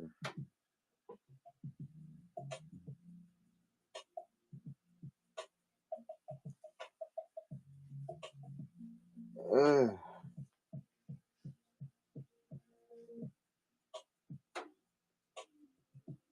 well, I guess everybody can see why I have low numbers now. I guess that's pretty self-explanatory. Not really much going on here. Even if there was people here that wanted stuff, like where are the people to even make an offer on something? You know, like does everybody want to just take everything for $1 from people? Like, do people not want to kind of meet at a fair market price or not even fair market price, at a fair offer price, something that makes sense for things that still these are not like garbage or junk, like this shit that actually works and shit like that, like I mean it's just I don't know, for some reason it's got to make sense, like even if it's something that somebody doesn't really want and you start off at $1, well, we give a fair bargain at least, $5 or something, make it seem like you're interested in even trying to put some money in the seller's pocket, because nowadays it just be a thing where everybody just wants to grab everything for $1. Like it's nice and all. I'm not doing storage units yet. I would love to just. It's gonna be a time where I would love to just run everything at $1 just to get rid of it. Like, but I mean, granted, a lot of this stuff here. I mean, I bought a little box of stuff to try, a little wholesale unit, stuff that I could sell, whatever stuff. Some of the stuff I've been holding on to, like souvenir cups and things of that nature. That well, everybody, still in good condition. Why not sell it? Like never used.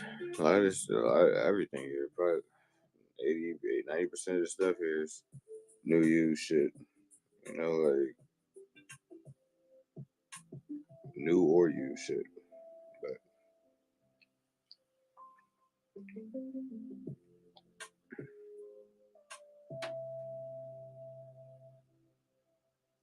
it's fun either way. It's fun either way being on this app. I don't know. Just watching the hours go by.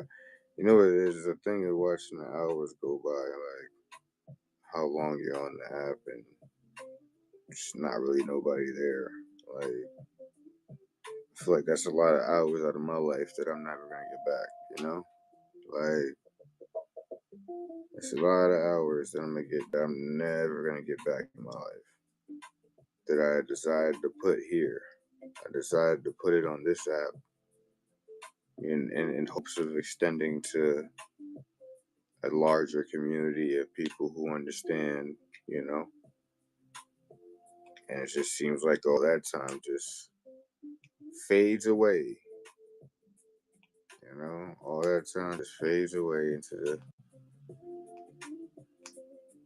the horizon. While everybody is enjoying life, though, everybody's enjoying life however they see it fit. Like there's these little guys that are trying to get a little bit more recognition out here that just can't seem to get it off the ground.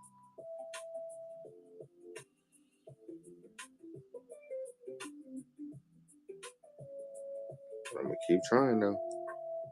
That's the mission. Is to keep trying until you come up with a strategy that works. And you never stop doing that, or you milk that strategy dry. Because you have to struggle to figure it out. Most sellers have to struggle to figure it out. You know, like, I mean, it doesn't have to be that way. We could all clearly work together and make it happen. I see raid trains going on, all sorts of things. If people really, really care enough to make it happen, they will make it happen. People are half-assed with it, 1 foot in, 1 foot out.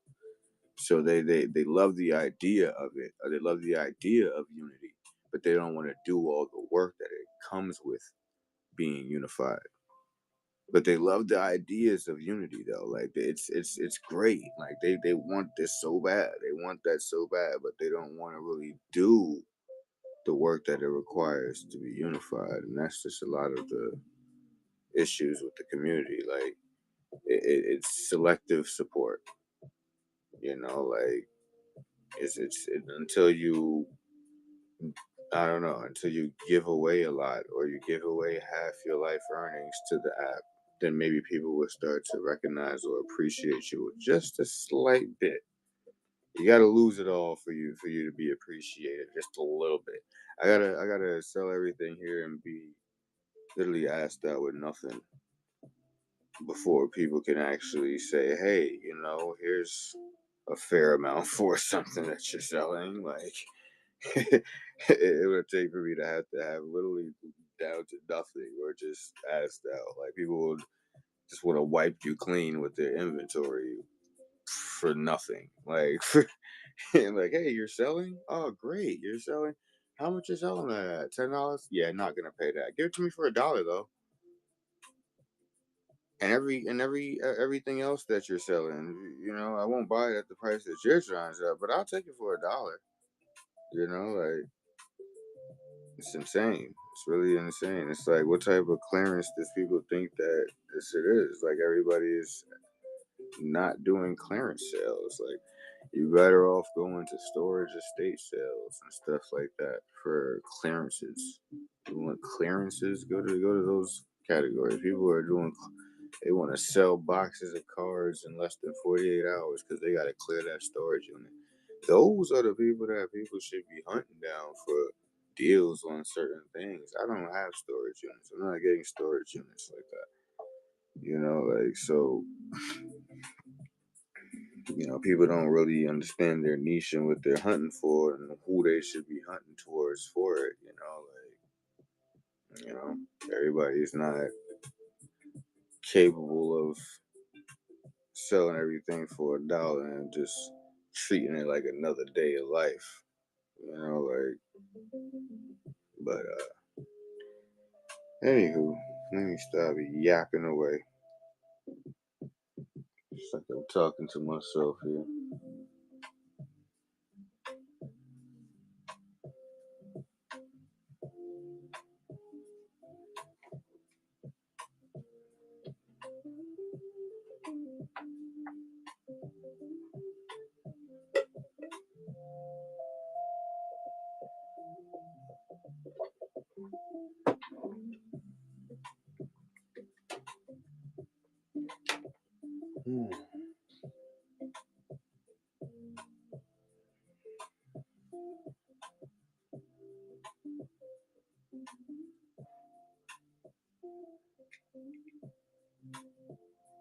Just wish one day. Just wish we all can just support and unify without having to be such like pulling teeth.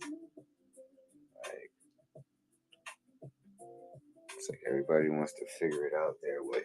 Everybody wants to figure it out how they feel like they want to get it done. And I'm sorry to say, but nobody has it figured out. You know, like nobody has it figured out. Not even me.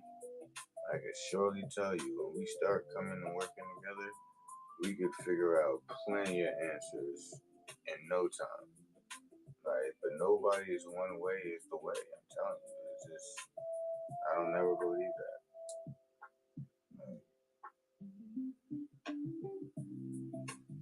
You can say, oh, this and that, this is our strategy, we created this strategy. Okay, and what clues, what ideas gave you to make these strategies? The Most High never doesn't just give you just put that vision in nobody's head. You know what I mean? Like obviously put it in somebody's head who's capable of accomplishing it. So you don't just get up one day and just be rich. Over time, you build a strategy and you lay it out, and you get to that point of wealth. Like but that's not gonna come overnight.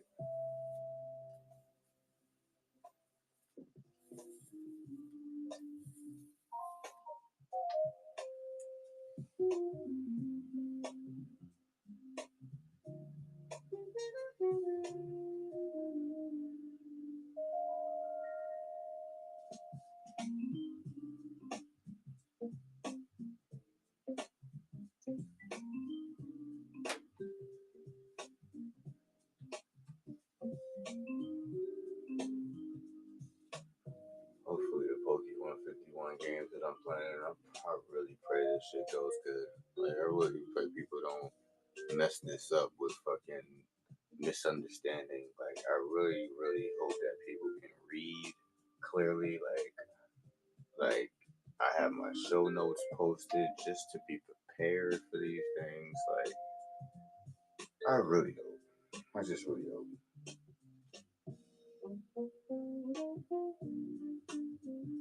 Because all it takes is one person to mess the whole thing up. Like, like you try to do something good for people. All it takes is one person to mess it all up. Like,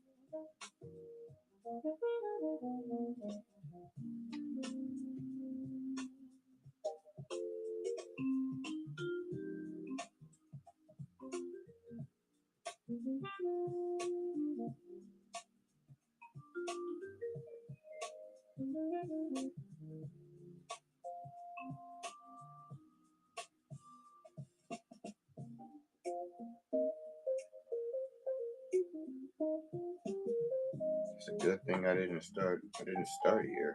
Oh Lord. It took me long to sell fucking 1,000 units. Sheesh. It took me probably 300, 300, 300, I don't know, 300 months.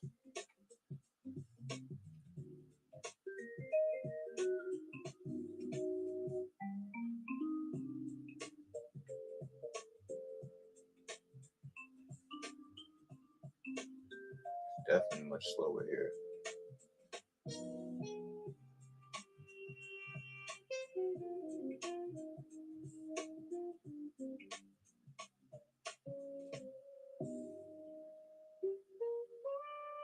Cause I try to be in like certain categories, but you got low ballers, you got a whole bunch of arrogant people, just people I don't like dealing with. Like, even if I had my doors open in a brick and mortar business, I wouldn't want to sell, deal with some of these people.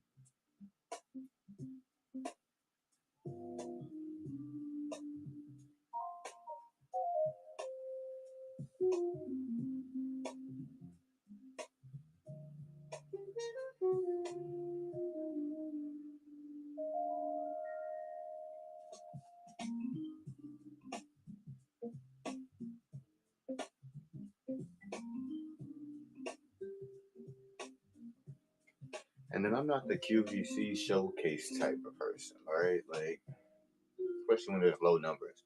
Maybe if there was more people here, I'd probably be more inclined to doing that.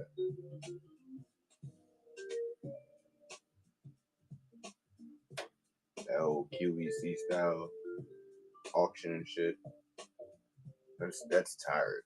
I'm sorry, I will not do that. I will not do that. There's plenty other ways to sell than sit and keep resetting the timer and just having the item on screen, hoping that somebody's gonna swipe for it. Like, I don't hope here. Ain't no room for hope on this channel. People either like what you see, swiping for it, or not.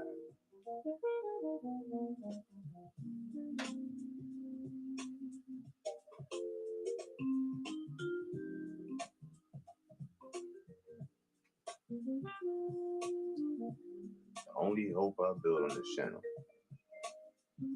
And I don't even build that because it's a definite. The more spots you get, you definitely are able to win something. If you participate in those Poke 151 bullion games, you will guarantee some gold and silver. As often as you play. As often as you play. Or as often as you buy tickets. And as many spots as you get. Buy as many tickets of these as you want out the bin. You get 2 numbers. These all these numbers, 151 of these numbers are on the wheel every single time I'm live.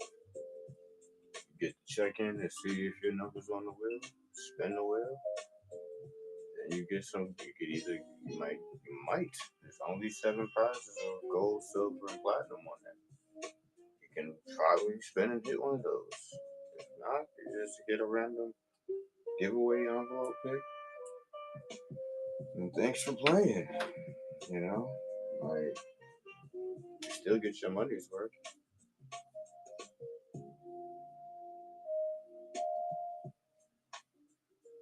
If that same amount that you had actually hit something, you would have came up with something crazy. So the risk is still there. Risk is there every day for you. I'm putting the risk on the line for everybody. Only problem is activity. Not enough activity means not enough giveaway games.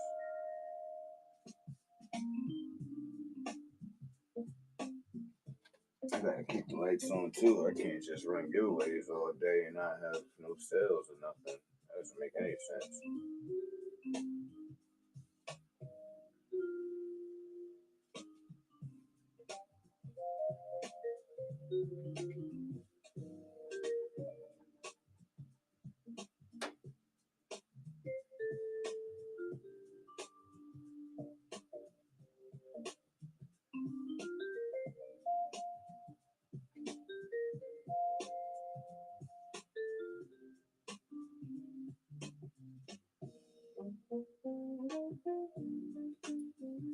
Anywho, we're gonna end this live real quick. It's been real. Appreciate y'all.